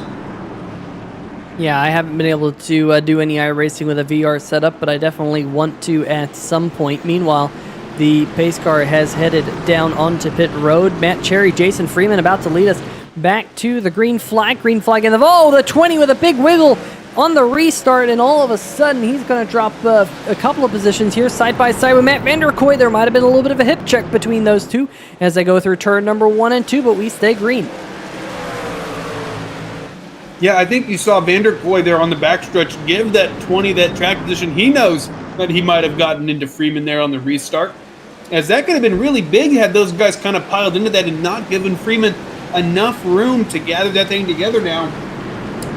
As looking back at kind of the guys who pitted that last time by, Bill Edwards, Drew Himmelman's just in front of this battle. That's the number 55 truck there, the number 2 as well. There you go. There's Drew Himmelman, our pole sitter, and kind of the front runner of those guys that pitted that last time by. Himmelman up to 9th position now, but it's only going to get harder. The closer you get to the front, the harder it is to pass, because the difference in speed is less. And so at Martinsville especially, where it's hard, unless you're significantly quicker off the corner than the guy in front of you, it can be really hard to pass. As now, it looks like that 60 of Vanderkoy really holding these guys up. And now what does Drew Himmelman do? The inside's open there on the 28, and the 28 closes it very quickly. And that's kind of one of those deals where you're trying to figure out, where can I go? The 28, maybe a little bit of blocking there, a little bit of defensive driving. And then once that guy is going to be defensive driving, the 20 truck out in front. He is sideways on the front stretch. I don't believe there was any contact with anything, but that will bring out another caution. Yeah, let's see what happened here. It's Jason Freeman. He was scored in the third position right behind Ben Izenga in front of James Lorello. Comes out of turn number 4, lights up the rear tires, and the Mason-Dixon Cornhole Chevrolet, winner of a couple of races last season here in the Stay Tuned Sports Podcast Truck Series, is going to have a little bit of a moment. Good job by the rest of the field to avoid him, but that does put us back under the caution flag. We'll be watching for the number 5 machine of Ben Adams here to pick up the Brookstone Animal Hospital Lucky Dog Award. You can see, Drew, he's already up there on the high groove. He wants it. He wants that Lucky Dog Award to get himself back on the lead lap, and I think he might have just gotten word that he is indeed the recipient, so we will just kind of wait for him to form back up. That was kind of a case open, case closed deal, though, with the number 20 just losing a little bit of rear end grip out of turn number 4 there. Yeah, Peter, and now on lap 111, now closing in under 70 to go here. In 180 laps, it sounds like a lot. Sometimes it can feel like a lot, especially if races are, quite frankly, just to be honest, are going like they are tonight. When you're on track, you're just like, man, another caution, man, another caution. But once you get down within that last half of the race, it tends to go really quickly, especially as that casualty rate, so to speak, continues to rise and you have fewer and fewer trucks on track to cause problems. You tend to get a little bit more green flag running going in, which then makes the race go by even faster. So yes, it is kind of only lap 112 of 180, but this last 70 laps is probably going to go by quicker than the first 70. At least it will seem like it for Matt Cherry, because he is your race leader. You know, laps always seem to click by a little bit faster when you're up at the front. At least under caution they do. When you're under green flag conditions, they seem to go longer when you're the race leader. Just kind of a dichotomy of being the race leader in iRacing, and I'm sure in real life racing. I can't exactly speak to that here. But it is Matt Cherry for right now. Well, those pace car lights are going to stay on here just for a brief moment. I'm going to take a peruse here, Drew, through the NSRA Discord just to see if maybe we can catch a quick word with one of these drivers up near the front of the field. Not seeing our race leader, Matt Cherry, in Discord right now. So let's see if we can get a quick word with our second place driver. Well, you know what? We'll just make sure that the pace car lights stay on, because they might indeed turn off. If they do turn off, we will let the drivers do their thing. They have to go race. They have to go back green. We've already seen incidents on restarts here tonight. We don't want any more of that. They do turn off, so we'll leave Ben Izenga to do his thing. Get back green here on 3 Wide TV in just a little bit. But thanks for joining us. We got some football chat in the chat. Drew, of course, tonight. Night 2 of the NFL draft. Last night was the big night, the first round, and then, man, first round just takes forever, Drew. And then once you get past that, the second and third rounds, they take forever. And then once you get to the fourth round, it's like rapid fire. And, you get the fourth, fifth, sixth, seventh rounds just click by very, very quickly. But, oh, man, pace car lights are staying on. We could have gotten an interview. We'll just leave it. But I think the big question is, what's going to happen to Aaron Rodgers? That was a big discussion. I know Tim Tebow was a talking point yesterday in the NFL. That's right. He might be making a comeback. How about that? Making a comeback not as a quarterback, but as a tight end. Tim Tebow as a tight end, Drew, that just doesn't seem right. Yeah, it's certainly interesting. The big kind of talking point for a while was whether or not he would convert. I'd like to point out 2 Longhorns drafted in the second, and then, well, one in the second, one in the third, and Sam Cosme and Joseph Osai. So hook 'em horns there. As the number 38 truck gets the field going once again, that is, of course, Matt Cherry. And a solid restart for him is now James Lorello looking to take that second position away from Ben Izenga. And those guys do have fresher tires, or at least Lorello has fresher tires than Ben Izenga. Interesting, Ben Mashburn, Peter, despite getting those pit wall barrels, a big old smack earlier, that number 24 truck running inside the top 5. So a big shout out to that number 24 Bet Angles truck. A really good job and a really good recovery for Mashburn. Oh yeah, I was thinking just the same thing. That Ford F-150 right there running up inside the top 5, and really Mashburn needs a good run. It seems like he's had a lot of bad luck as of late. Meanwhile, we're getting word that the back half of the field, we have another caution flag. We'll do this on a very quick replay. The 42 of Barry Knapp, was he involved in this one?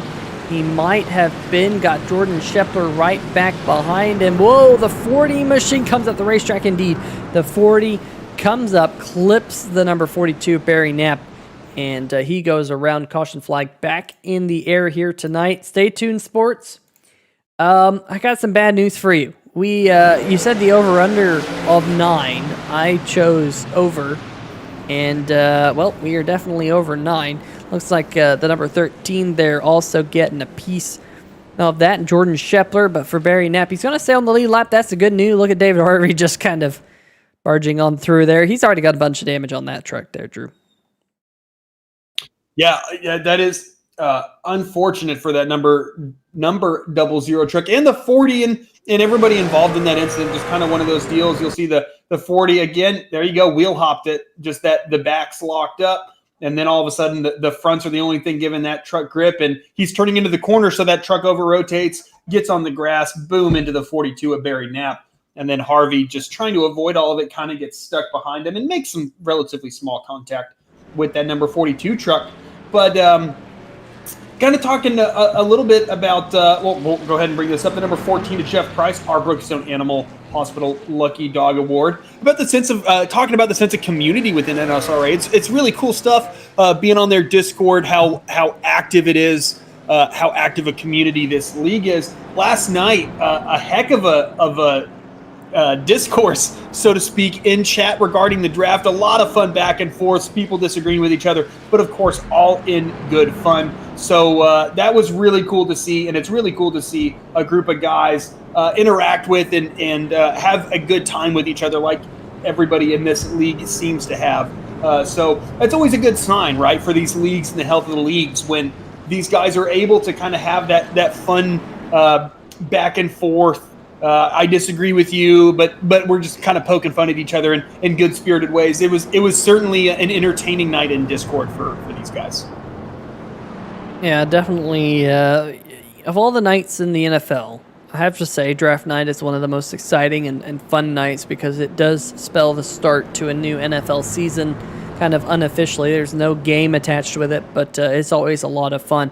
On the right-hand side of your screen, folks, you'll see the current track conditions here tonight. 65 degrees ambient temperature with 102 degrees Fahrenheit track temperature.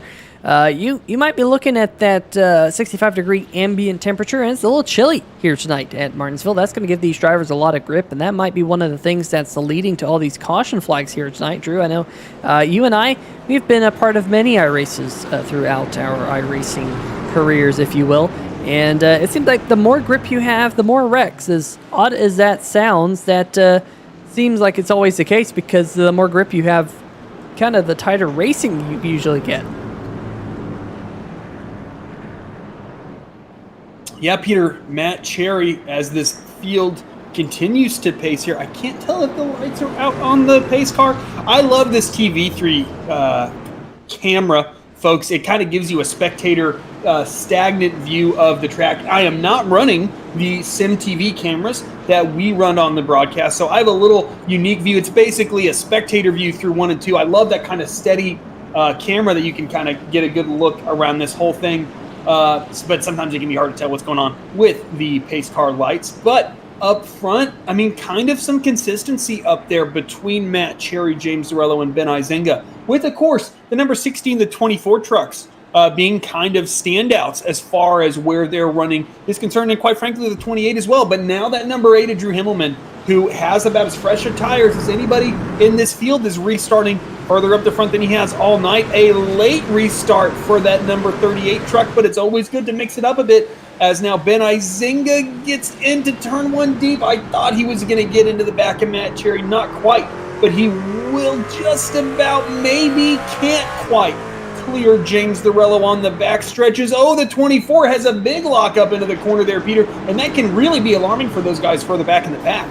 Yeah, oh, Andrew Himmelman, the number 8 machine, goes around your pole sitter here tonight. Picked up the Craig Setup Shop Pole Award, and now around coming out of turn number 4. What happened to one of the fastest drivers here in Martinsville here tonight? Coming out of turn number 4, Drew, he hit the curbing that's down there. Looks like it unnerved that racetrack, and unfortunately the number 16 there of Bradley late on the scene into the side of Himmelman. Himmelman going to lose all that track position that he just had.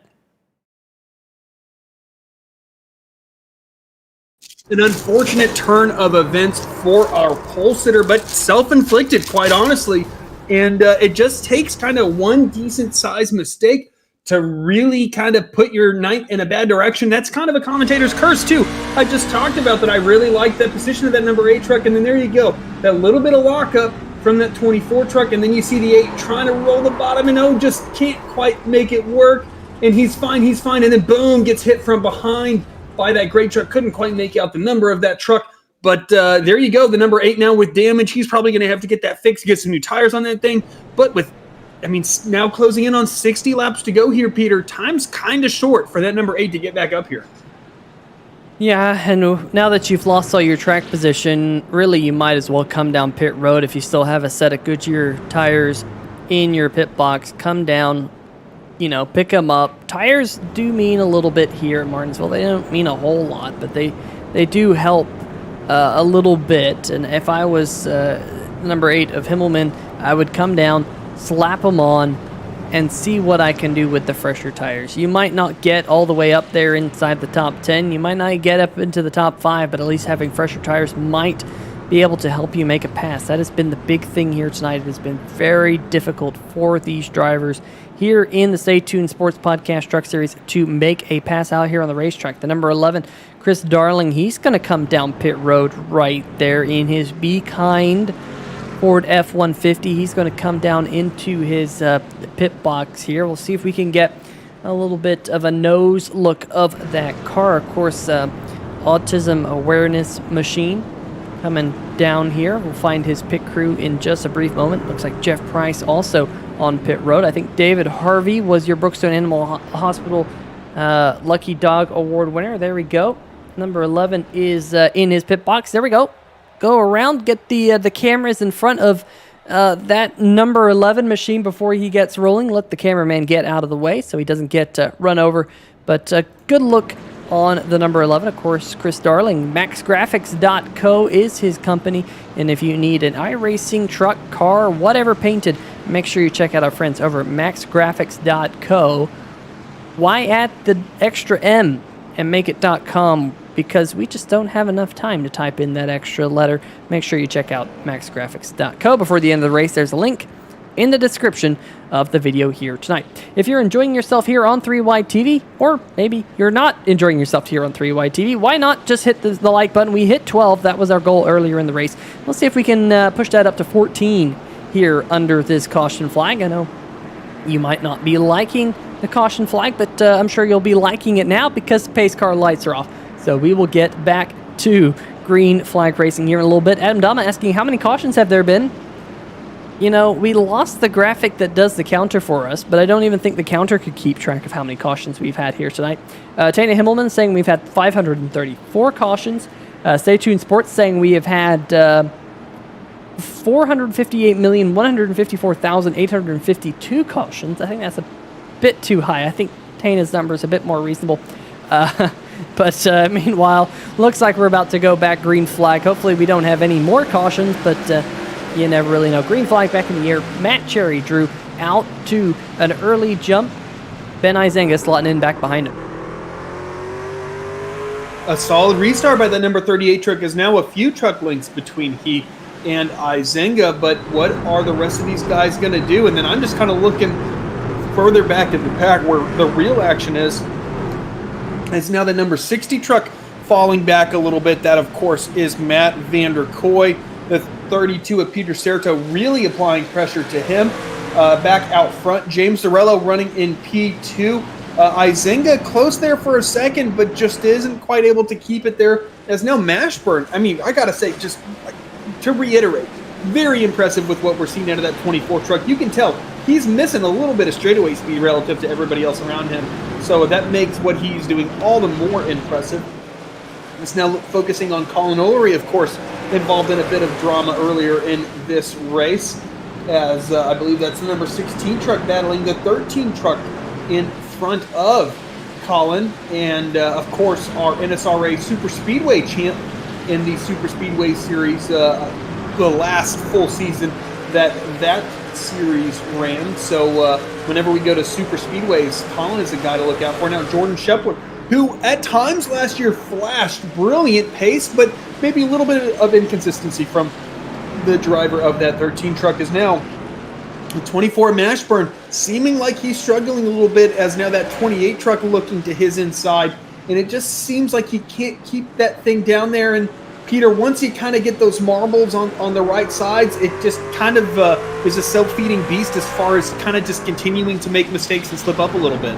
Yeah, that is definitely the case, as we see two cars get around Ben Mashburn. Mashburn's going to slide back to 6th. I wonder if that was those marbles that you were just mentioning there. Drew got on those tires, and he's going to kind of slot back in behind Edwards, who is back up inside the top 5. Good run here tonight out of the number 28 of Jamar Dumas, currently riding in the 4th position. One of the bigger movers of the race. He's picked up 14 spots from where he started here tonight, qualified in the 18th spot in the Craig Setup Shop pole shootout to start off the night in that Pittsburgh Penguins Chevy Camaro. Meanwhile, back behind him, how about Peter Serto in the Jansen number 32? Drew, he was involved in some accidents earlier in the race, but he continues to fight along in his Jansen machine. Just got around the Milwaukee Brewers Silent Syndicate machine of Matt Vanderkoy, who slides back into 8th, right in front of the number 2 of Justin White, who's picked up one of the Brookstone Animal Hospital Lucky Dog Awards that we've given out here tonight. We've been giving away left, right, and center here tonight, right in front of Stephen Doziak in the Dunn Raceway Park number 55 machine right there. Got Master Mill right there on the rear spoiler of his Chevy Camaro. He's inside the top 10 as we have just 40 more laps to go here at Martinsville. And Matt Cherry continues to stretch his lead as, the 60 and the 55 get together, but they keep it straight. Oh, they don't, as the 55 then goes around of Doziak Jr. And just contact, and maybe a little bit of payback there was that number 60 with the number 55, as we'll get that replay queued up for you folks. And there we go, the number 55 truck driving it in there. You see the 62 truck lengths ahead of him, in fact, is now that number 2. That is, of course, Justin White. And you see the 55 just kind of overdrive it, peg that 60 in the left rear. Everything looks fine, and then boom, the 60 maybe hooked him a little bit. Maybe that was just a product of those guys rubbing fenders, but nonetheless, the 55 right there. Here you go. This will be a better indicator. The 60 certainly didn't give him any more room than was absolutely necessary to basically have what happened happen. But I don't know that I saw the 60 kind of turn down on him. But Peter, it certainly was one of those, well, I don't care if you wreck now. You just hit me. Yeah, and that's a big shame, because both Matt Vanderkoy and the number 55 of Doziak were running inside the top 10, and it seemed like Doziak will probably pick up the caution flag here, and he, of course, lost a ton of track position in that spin.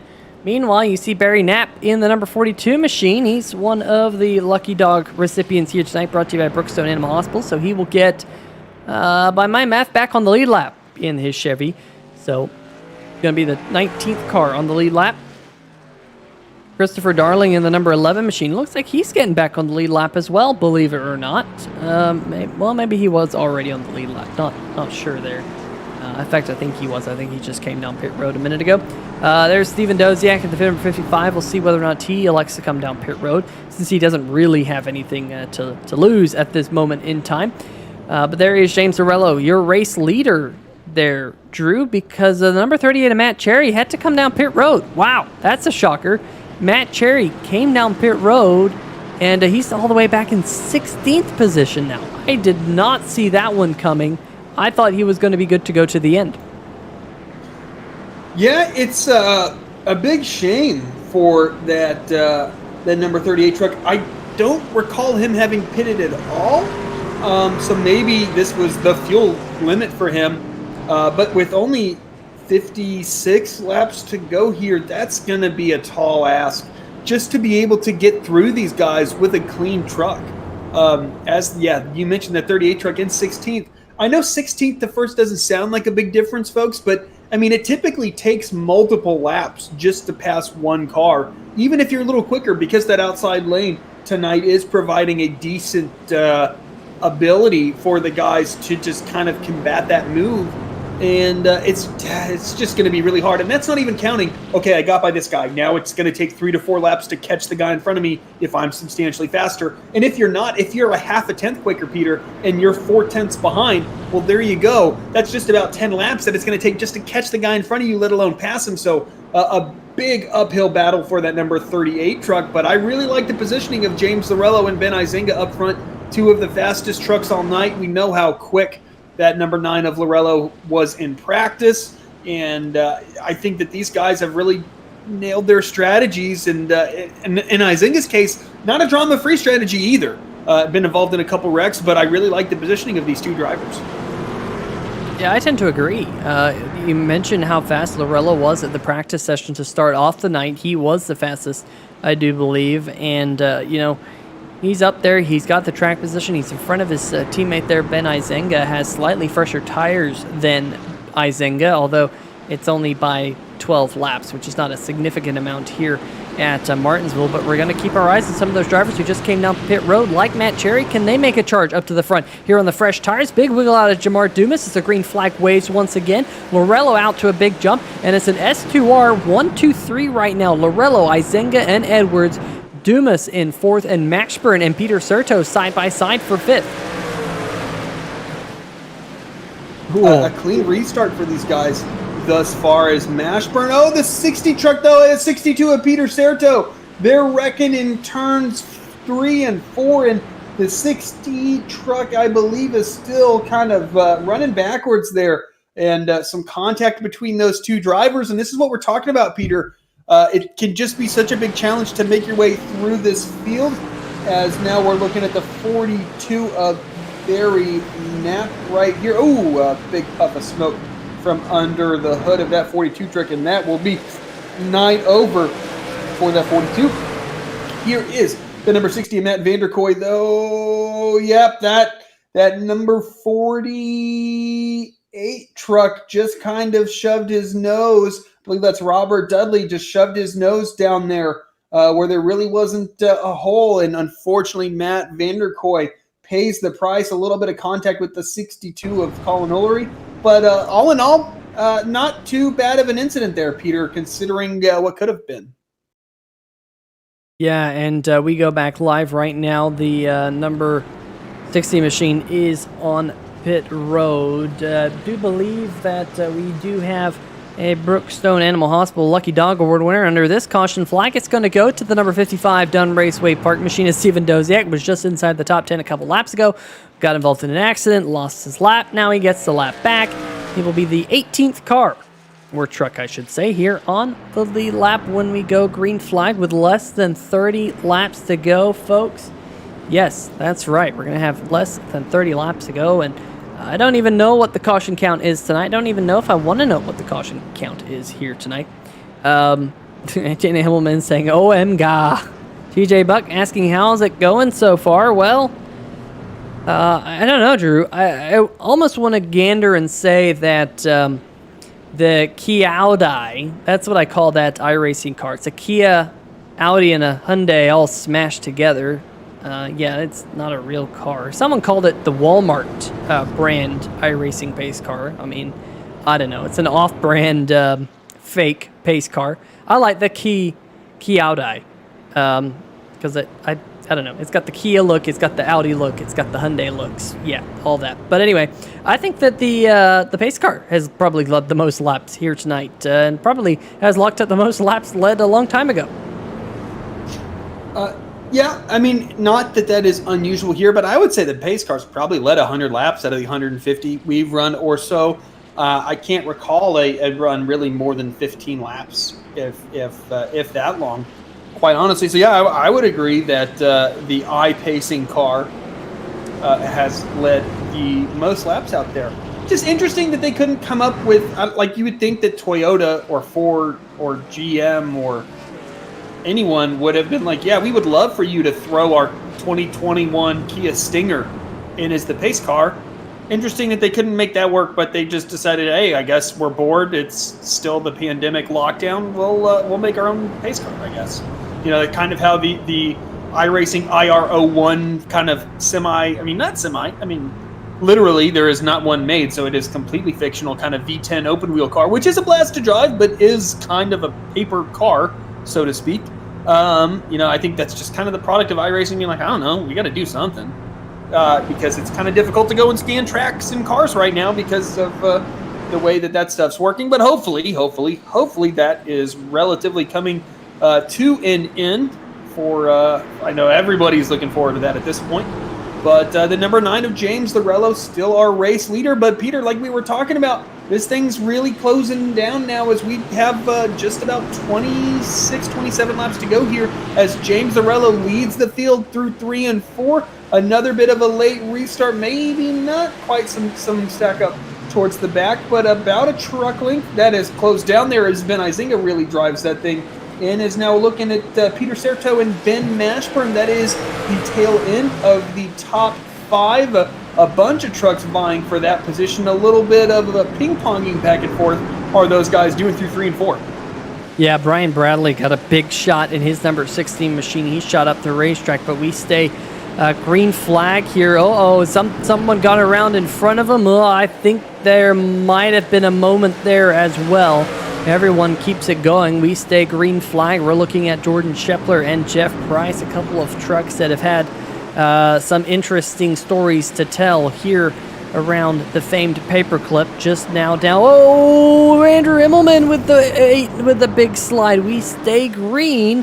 And look at Jordan Shepler. He just goes around the outside. You know what? Thank you for all those positions. And looks like now, unfortunately, he's kind of stuck there on the high side as we are going 3 wide again. Nope, they think better of it. Here, Drew, things getting racy like they've been all night. Yeah, 3 wide's just, in reality, it's not going to work. You're going to cause a caution. If everybody goes into a corner 3 wide, somebody's going to crash. There's just not 3 truck widths of racing groove here at Martinsville. So heck, it can be really hard to run side by side here at Martinsville, let alone you add a whole other truck into that mix, as that is the number 23 truck racing Peter Serto there, and that is for 6th position. I swear I can count, folks. Of course, Travis White in that truck now setting his sights on the truck in front, but the 23 loses it, and that is going to be another caution here on lap 160. You start to make progress, you get a little too confident, and then all of a sudden the back end decides it wants to be the front end going into the corner, and that's exactly what happened to Travis White. Yeah, you can see absolutely no contact there. Just broke loose from the back end of the Simbox number 23 Chevy. And we've seen some good runs out of this Simbox Chevrolet so far this season. Tough break for, might have got a little bit of a lick there from Steven Doziak as the number 55 machine squeaked his way on by. Luckily, the 23 was able to get it back going. But beyond the 55 and the 23, no other cars involved in this particular caution flag. But he's going to lose all that track position. Drew was battling for 6 just a moment ago.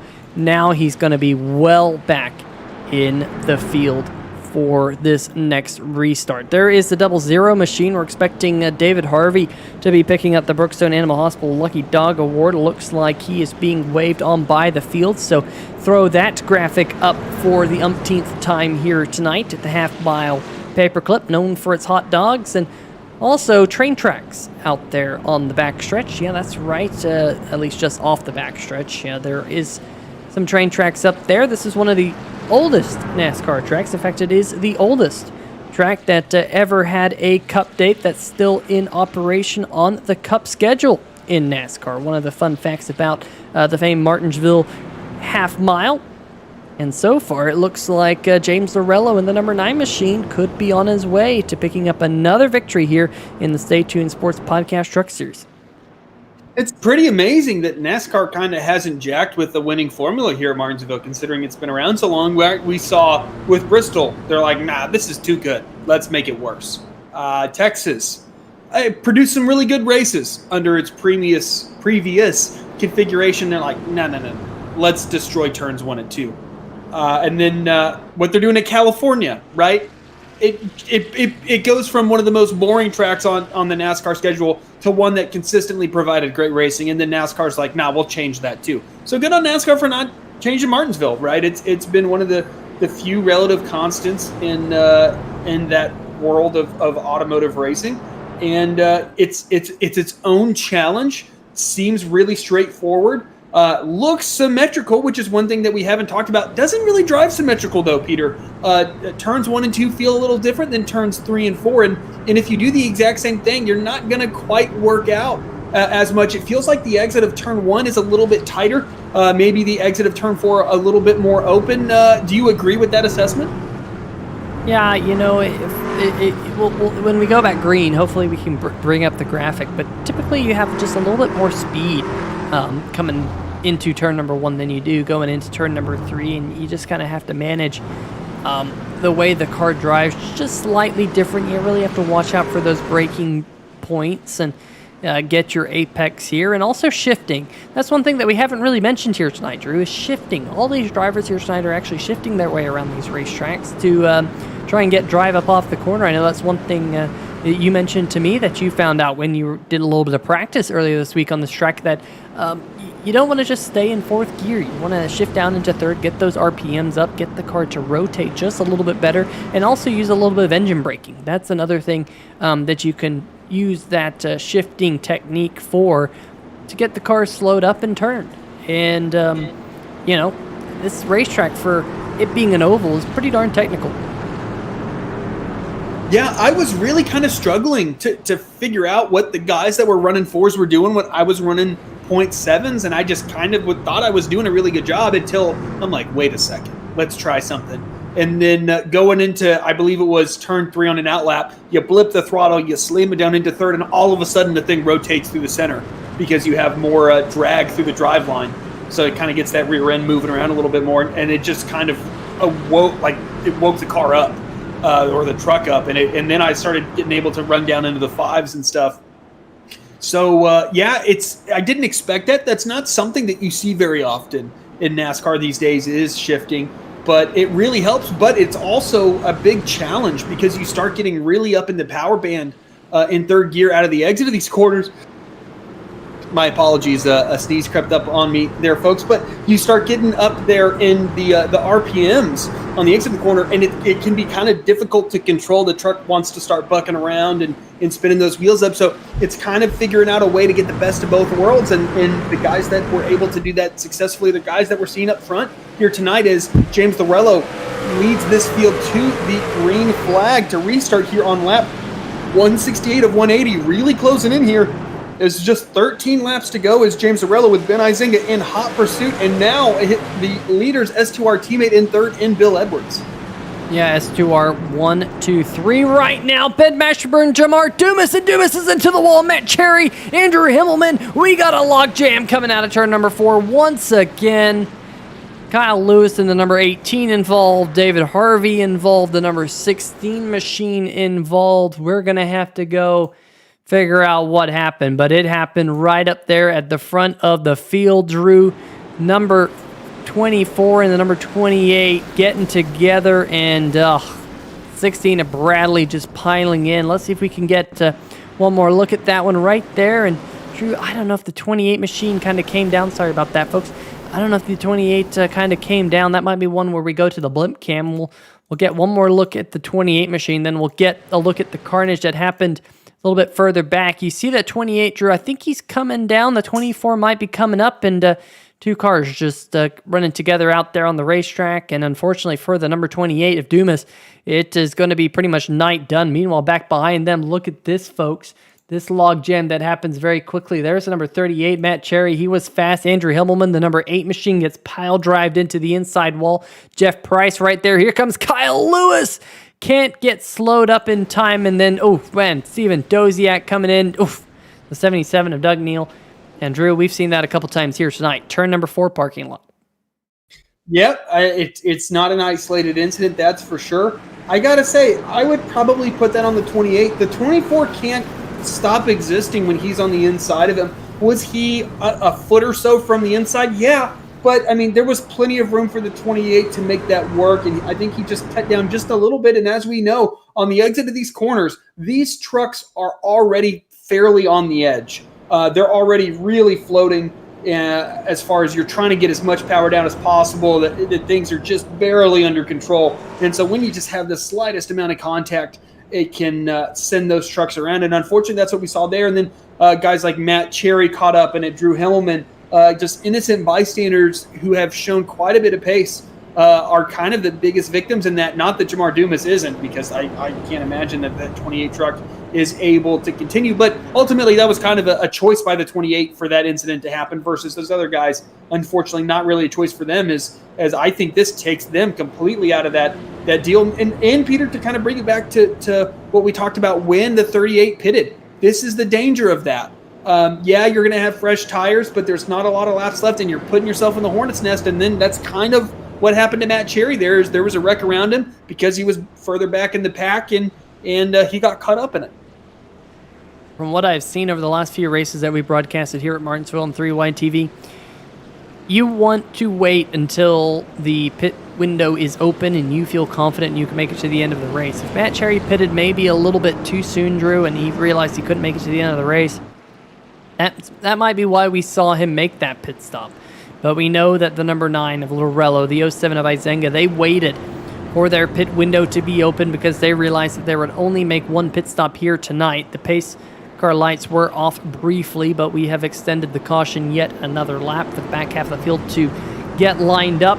Not exactly sure who the lucky dog under this caution flag was. I believe it might have been the 00 of David Harvey again. Not sure if he got a piece of that last incident or not. He's currently being scored 2 laps down. Matt Cherry, the number 38 machine, Brian Bradley, Jeff Price, those 3 trucks in the garage. Barry Knapp, Jason Freeman also in the garage. Then we have a slew of cars many laps down, including JT Poole, last week's race winner from Chicagoland, Nick Bradley, Nathan Maurer, Stan Hausman, Doug Neal, Matt Vanderkoy, Colin Ullery. All those trucks are at least 2 or more laps down, and they probably won't get back on the lead lap because we are coming, Drew, to just 6 laps to go, and the green flag waves here once again at Martinsville. Yes, 6 to go, which means if there's another incident, we are very likely going to get a green-white checkered. So you really want to be up front if that were to happen. Is once again 3 wide going into turn 3, further back in the field. Will they make it work? No, they won't. Bill Edwards goes around. What happened there is now guys luckily are able to get by him, but that will certainly be a green-white checkered at the misfortune of that number 50 truck. But what happened here? Was there any contact? He's pretty far back. Oh, the 32. I don't know if that was net code, but that 32 drove in very deep there, Peter.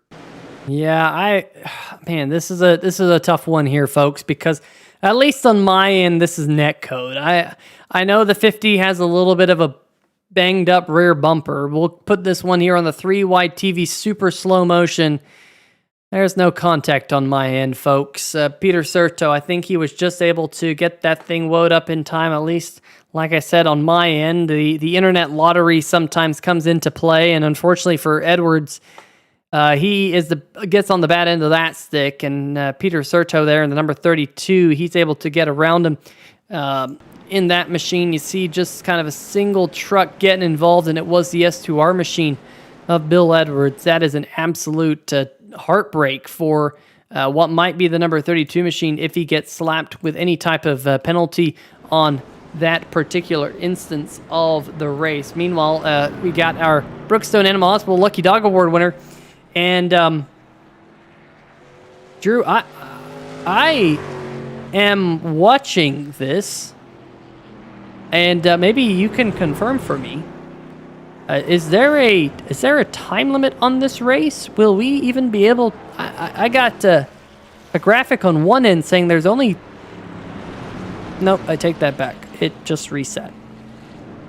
I don't know what it was doing. It said there was only 37 seconds left in the race, but now it's up to 1 minute and 2 seconds. So I don't know what it's doing. But just double check that really quick for me, Drew. Make sure that we're not going to run into a time issue because of all these cautions we've had. Yeah, it's kind of hard because there is the overall elapsed time for the race. But, I mean, so it says that there's 4 hours and 20 minutes allocated for this race. And it's only been an hour and 42, so I think that we're good. An interesting number that they chose for the race time.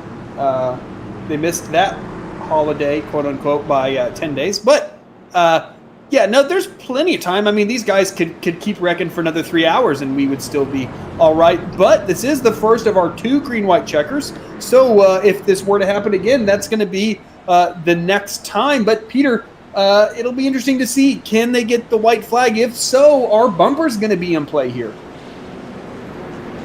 You know, your top 2 are 2 teammates. I don't see Izenga doing anything to upset Lorello or vice versa. Whichever one of those is in front, I don't think they would give one another a bumper. Maybe if it wasn't teammates, but they have to go report to the same boss at the end of the night. And we've seen that Lorello and Izenga have been getting some really good restarts. Look at the number 24 machine, Ben Mashburn. We can say Peter Serto, the number 32, was deemed at fault for that particular incident, and he has taken his car behind the wall here tonight. That's a tough break. Really, man, Drew, I know sometimes you're on the bad end of the net code lottery, and it happens to all of us, but for Peter Serto, had such a great run going here tonight in the Jansen Chevrolet. Hopefully we see him back out there on the racetrack next week here in the National Sim Racing Association Stay Tuned Sports Podcast Truck Series. We'll see if we got next week's race is the Elizabeth Lorello Racing 250, 125 laps around the Michigan International Speedway, May 7th, right here on 3Y TV. But we got to finish this one up, Drew. Green flag back in the air, and Lorello on the loud pedal. Great restart for Lorello. This is what he needed. What he really needs is for this thing to go green till the white flag, but it won't, as the number 18 gets into a wreck going into turn 1. So we will take our second of 2 green-white checkers, as we'll see exactly what happened here between the 18 and perhaps some other drivers. Oh, the 23 gets into him, and oh my goodness, that's a big impact for that 18 truck there, Peter. He got yeeted across the racetrack. That is an absolute yeet for the number 18 machine. Let's go on board with the number 18 machine. Let's go back, watch that initial contact. There's the contact from the number 23. Goes up to the outside wall, and it just gets absolutely launched like a cannon into the outside wall. That Rowdy Energy number 18 has, seen a night. Looks like it's been to a rodeo and gotten a little bit too rowdy at a rodeo, as he is now on pit road. Day done for Kyle Lewis. Was on the lead lap in that Toyota Tundra, and like I said, night done for him, but not quite night done for James Lorello. Drew, we're going to have another attempt at a green-white checker. 2 attempts at a green-white checker, I do believe, here in the National Sim Racing Association's Stay Tuned Sports Podcast Truck Series, as you see David Harvey getting yet another Brookstone Animal Hospital Lucky Dog Award. You get a lucky dog. You get a lucky dog. Everyone gets a lucky dog. It's like Oprah here tonight. Thanks to our friends over at Brookstone Animal Hospital. Lucky dogs given out every caution flag here, except I think for the first 2. I don't think we had a truck a lap down, but quite a big number on those given out this week, Drew. Certainly, that certainly is the case. But so one thing to note, because this is the second of 2 green-white checkers, the next flag will, unless it's the white flag, of course, in the race. So if there is a caution before they take the white, the race is over. If they take the white, there will not be a caution. So, James Zarello's just in a great spot. The only thing that would be kind of a fly in his ointment would be, can Ben Izinga anticipate this restart? Because, quite frankly, he's seen a lot of restarts by James Zarello at this point. That to me is the only thing that could keep Lorello from winning this thing, is Izinga just getting this restart just right, because it's going to be really, really difficult to do anything if he doesn't nail that restart. Yeah, that is absolutely true. There you see the number 14 of Jeff Price. He is a couple laps down in his truck, currently being scored in the 20th position, but not sure exactly why he's right there in front of your leaders. Pace car lights have turned off, but I do expect, as we have seen for most of the night here tonight, that the administrators will throw an extra lap just to get the field lined back up. Folks, big question. Question for the chat right now. Get your fingers ready. Will we see the checkered flag, or will we see the caution flag first? That's the big question. As Matumbo would say, not today. I wonder if that was in regards to the number 18 getting yeeted up the racetrack, but pace car headed down pit road. We know that will be the final time the pace car hits down pit road. Green flag in the flagman's hand, and James Zarello's getting us back racing as we head off into turn number 1. Ben Izinga, the 07, cuts down in front of Ben Mashburn. Looks like they're going to stay single file. Your front three, first side-by-side actions between Christopher Darling and the number 13 as they head off into turn number 3, Drew. Yeah, a little bit of contact between the 24 and the 07. Nothing major, but just a little bit that kind of hampered the 07's ability to get a good drive off of turn 2, which allowed Lorello to pull about 2 to 3 truck lengths and give himself a little bit of room that really makes a big difference here in Martinsville when you don't have to look in that rearview mirror. The number 24 really drives it in hard. Will Mashburn be able to hold on to the podium out of turn 4? He will, and James Zarello, our race winner here at Martinsville. We saw this so many times last year, but the first win in the 2021 NSRA Stay Tuned Sports Podcast Truck Series. And so I guess it's pretty fitting that James Zarello in that Stay Tuned Sports Podcast number 9 truck takes home the victory here at Martinsville. Yeah, and after a miserable race last week at Chicagoland, he's able to get it done here tonight. Couple of drivers giving a little bit of a congratulatory nudge here on the front stretch. There goes Jamar Dumas and the number 28 machine. Folks, what a interesting night here on 3 Wide TV. It was not easy for a lot of the field to see out the checkered flag. I think at the end of the race, we only had 12 trucks on the lead lap out of the 36 that started. It definitely will go down as the Martinsville Slugfest here at the famed Paperclip. Looks like Lorello might be doing a little bit of a celebratory burnout there on the backstretch even. Here, definitely one very, very happy camper in his Chevrolet. But we do have some post-race interviews lined up for you folks. We're going to see if we can get those lined up for you very, very quickly as he lights up the rear tires once again, Drew, showing us how it is done and how to really blow a motor. Yeah, just a really great job in basically the second half of this race for James Lorello. Once he got himself in that lead, he just really controlled this thing and was able to bring home a solid victory here at Martinsville. Yeah, absolutely. Let's see if we can get those interviews started for you folks here in just a brief moment. You see the S2R teammates doing nose-to-tail burnouts here on the front stretch. Having quite a bit of fun, I would say, out there on the racetrack.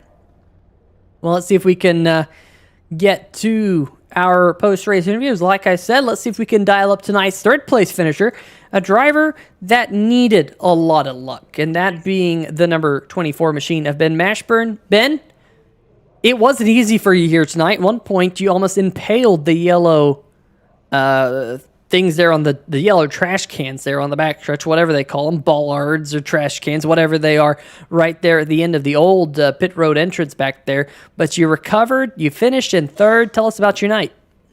Oh, it was hectic. That's to say the least. But like you said, yeah, right there at the beginning, it's a good thing that happened at the beginning. Track like this, you can take some damage, you can take a beating. So it's a good thing it happened early. I was able to battle back. Plenty of other wrecks happened in front of me, so I was able to maneuver my way through them. And I'm pretty quick at Martinsville. It's just about staying out of trouble. So I was able to get back towards the front and stay out of trouble. So that was important. So good run. Happy with third for sure. Yeah, that Bet Angles F-150 here tonight looking very, very quick out there on the racetrack. But Drew and I were both wondering there at one point whether or not any of that damage you thought might have been affecting your pace there in the closing stages. Oh, for sure. I know it affected a couple things. It affected decision making and it affected pace. I didn't take tires on that last pit stop, so I was running on older tires. I decided to get some damage fixed. Decided to just take fuel. Like I said, it's Martinsville. You can kind of take a beating and still be kind of quick, but you could tell I had some straightaway speed and it was turning a little bit more difficult, but we made it work. That's all that counts. Yeah, definitely a great run for you here tonight. How important is it to kind of bounce back? I know you've had some tough races here in the Stay Tuned Sports Podcast Truck Series to start off the season. Yeah, even going back to last season, it seems like I had some bad luck all season last season, especially at the beginning. So kind of halfway through the season, I'd already taken my name out of the hat. But this season seems like we started a little bit better. Had one unlucky race, but we had a top 10, I think. We finished 13th last week and in third place this week, so we're getting back on track. Should be good. It's a good start. Good turnaround for sure. And of course, next week we do go to Michigan for the Elizabeth Lorella Racing 250. What are your thoughts about going to that 2-mile D-shaped oval? Michigan's a good track. I enjoyed it a lot. Last season, I was running pretty good. Just had an incident, put me out of the race, but that's all right. We'll hopefully run as good as we did last year. Hopefully another good run like we did this week. Trying to stay out of trouble and at least get a top 10. That's what we're kind of shooting for all year. So just got to carry the momentum from this week and last week and see how it goes. Absolutely. Well, Ben, thanks for stopping by. But before we let you go, you got any shout-outs for us here tonight on 3Y TV? Just the league, Bet Angles. It's good to drive for them. Good to get them on the podium. MaxGrafix Racing, the team. So I feel like we got a good team. We're gonna hopefully have our name in the hat at the end of the year, and we'll see how it goes. Absolutely. Well, Ben, congratulations on your third place finish here tonight. We'll see you next week at Michigan. All right, appreciate it, Peter. All right, well, that's going to do it for our third place interview. Let's see if we can dial up Ben Izenga, who came into tonight, Drew, tied for the points lead, and I think he's going to take that points lead out right after tonight, Drew. Ben Izenga, Drew Eisman up here in the 3Y TV booth. You got a copy? Yep, I got you, Drew. Well, I think if you just kind of looked at the overall race results, started second, finished second, but a little bit more to the story than that, getting caught up in some incidents and so on and so forth. Just give us a little bit of rundown of your night. Yeah, I was sitting, I think, 16th on the board in practice for a pretty good chunk of it. I was not fast at all. James showed up with about 20 minutes left in practice, ran one lap. It was like a 3:20. And I watched that and figured out the track from there. So it was a surprise to me when I finished or when I qualified second. And yeah, I was still learning the track during the race. So kind of just figured it out. Yeah, I'm certainly kind of one of those guys that figures out what I need to do during a race, so I can absolutely understand that. But how was the truck driving? Speaking of, we saw a lot of guys getting loose into the corners, a lot of guys getting a lot of wheel spin out. How was the truck driving tonight? And what did it take to be fast? Well, I know James was a lot different than I was. I was driving it in really hard because I found a lot of speed on entry, and I was able to kind of make it roll through the middle and get it to drive off without losing a lot. But yeah, the transitions from the asphalt to the concrete that are kind of unique at Martinsville are really tough because they, especially into 3, there's a big bump there onto the concrete, and it can really settle the truck. So Yeah, well, you came into tonight tied for the points lead. Given your finish, that tie will be broken, and you'll be the sole points leader. What does that mean to you, basically during the regular season, with the chase kind of looming quite a few weeks down the road? Yeah, it's only been 3 races, so I'm just going to keep doing my best. Hopefully I can get a win to lock myself in, so there's not as much pressure, but I'm comfortable with leading the points for sure. Just got to keep doing my best. There's a lot of races ahead. There certainly is. Speaking of the races ahead is Michigan is our next race. Quite different from here at Martinsville. A big, flowy 2-mile D-shaped oval. What are your thoughts and expectations going into that? That's a great question. I think this is what I told you last week about this week. So I really don't know what to expect. It could go either way. I ran Michigan last year as one of my, I think, 4 starts last season, and it didn't go too well, but it wasn't really my fault that I wrecked. So I guess we'll see what happens next week. Not really sure. And I guess, having talked to you now 2 weeks in a row, you mentioned that sometimes things suit you, sometimes things don't. What do you look for in a truck? Are you a guy that likes a truck on the tighter side, a truck on the looser side, maybe, loose in, tight off? What do you look for in a truck that you think suits your driving style? I always like a looser truck. It just kind of allows you more wiggle room as a driver to do more, try different things on the track and stuff. With these fixed setups, that's kind of difficult because you have to make it drive the way that you want to. So there's little tricks here and there, but it's, you just got to figure it out. Well, Ben, it was great to talk to you for the second week in a row. Once again, congratulations on that second place finish. Hopefully you can improve that by 1 position next week at Michigan. But before we let you go, is there anybody you'd like to give a shout out to? Yeah, I got to thank all the series sponsors, Stay Tuned Sports, Brookstone Animal Hospital, Craig Setup Shop, all the graphics guys, Sim Shots. Andrew does an awesome job there. All my teammates, James, Bill, Matt, they're a blast to race with every week, and they're all very, very skilled drivers. The sponsors on my truck, Purpose Driven Cycling, they're going to be on my truck for a pretty good chunk of this year. So, yeah, that's all. Thanks for talking with us, Ben. Thanks, Drew.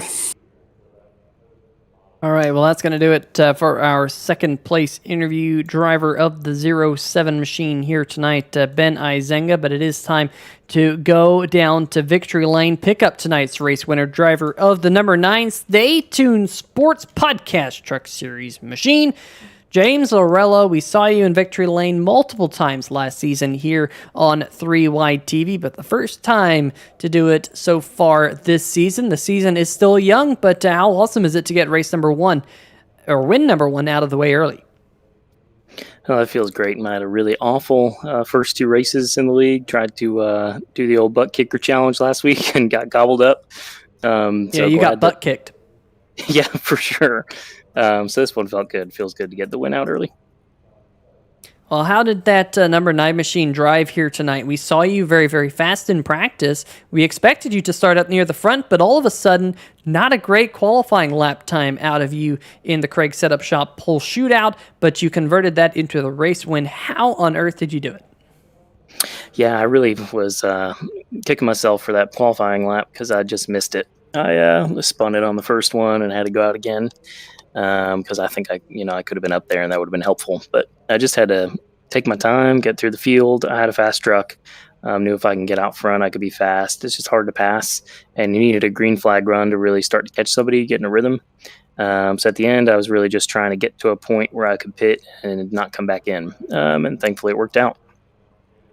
Yeah, that strategy definitely working out well for you and your Silent Syndicate teammate there right behind you, Ben Izenga, coming home 1-2. It looked like maybe a 1-2-3 at one point was in store, but fortunately Bill Edwards had some issues and got caught up in an incident or 2 or 3 or 4 by the end of the race in the number 50. But great strategy call for you guys to get out front here tonight. What about next week? We go to Michigan, and of course that one's a special one for you because it's the Elizabeth Lorello Racing 250, keeping it in the family next week. Yeah, I'm excited about it. Excited to go to Michigan. I think that'll be a fun race for the trucks. It was last year, a lot like Chicagoland. And it's my daughter's birthday, May 8th. So it's the night before her birthday, and she's racing quarter midget race cars. So, in her first season, so I figured I'd throw her on there for her birthday. That is a really cool thing. We'll be wishing her a happy birthday next week right here on 3 Wide TV in pretty spectacular fashion, and we'll make sure that the chat does as well. Really, really cool race here tonight. Not a lot of cautions, but you come out on top as the victor. I'm sure you're looking forward to a lot more green flag racing next week here. James, before we let you go, any shout-outs? Yeah, absolutely. Glad to get my first win for Stay Tuned podcast with Jimbo. Glad I could sponsor him on the car, and happy to finally get a win. I think this week I won because he didn't message me before the race, so I think we got to keep that going. And thanks to my S2R teammates, they did a great job tonight. Almost 1-2-3. Brookstone Animal Hospital, Greg set up shop, bed angles, MaxGrafix, and sim shots. Of course, can't wait to see the picture of the race win. And Taz Racing Customs, all the sponsors this year, Chris and Dan and everybody really did a great job putting on the league, and to have 35 cars out here, even though it was a bit of a mess at Martinsville. Excited to do it again next week. Definitely going to be a fun one right here from the Michigan International Speedway. And James, you pick up 11 positions in points here tonight. You jump all the way up into the top 5. You will leave Martinsville 4th in points behind Izenga, Darling, Edwards up at the top of the point standings. Best of luck next week in the race named after your daughter, and we'll maybe talk to you then, James. Sounds good, guys. I'll see you next week. Appreciate it. All right, folks, that will do it for tonight's post-race interviews here on 3 Wide TV. Definitely been a very eventful night here, Drew, and I think it's about time that we bring up the final race results here in the PODGO 225. Make sure you check out tonight's sponsor, www.podgo.co.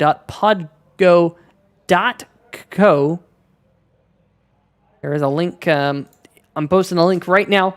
Link posted in the chat. Make sure you check that out. But let's see if we can bring up those post-race results here, Drew, because definitely it was an interesting night. That is for sure. Lorello taking home the win. Ben Isenga second. Ben Mashburn in third.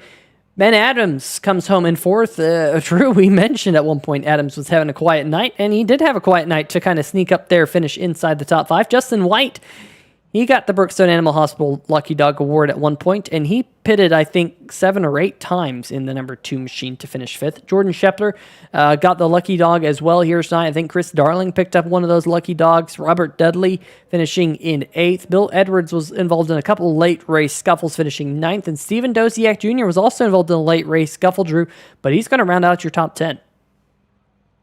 Yeah, and in 11th is Jamar Dumas in that 28 truck. Remarkable finish considering the amount of contact that number 28 truck had.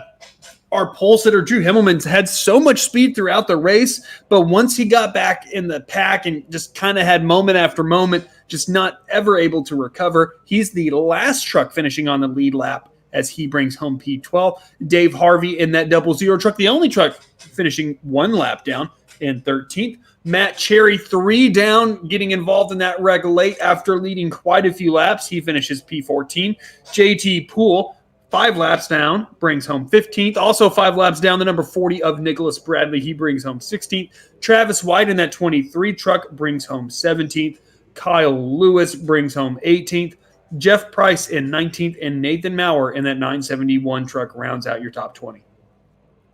Peter Serto finishing in 21st here tonight, left the server late, unfortunately for him. Stan Hausman, 22nd, 11 laps down as well. Doug Neal, 16 laps down, 23rd. Matt Vanderkoy, 18 laps down at 24th. Brian Bradley, 21 laps down in 25th. Colin Ullery, 40 laps down in 26th. Barry Knapp, 42 laps down, 27th. Jason Freeman, 77 laps down, 28th. Mitchell Adams in the number 49 machine, finishing down in 29th. Paul Bilson, 30th. Evan Gilbert, 31st. Garrett Gleason, 32nd. Tristan Mayer finishing in 33rd. And the other 2 cars down there at the bottom of the screen, John Doble, Evan Burke, did not start here tonight in the PODGO 180. at the Martinsville Speedway, but definitely an interesting night here, that is for sure. Lots of caution flags, unfortunately, for a good majority of the field. A lot of damage on the trucks, but Drew, I'm excited to get back to some green flag racing that we have in store next week at Michigan. Yeah, I mean, what I was kind of doing while you were finishing up that rundown, Peter, is looking at the incident rates for these drivers here at Martinsville, because I think it really tells the story of the race. 0 drivers finished with less than 4 incidents. 0 of the trucks that ran.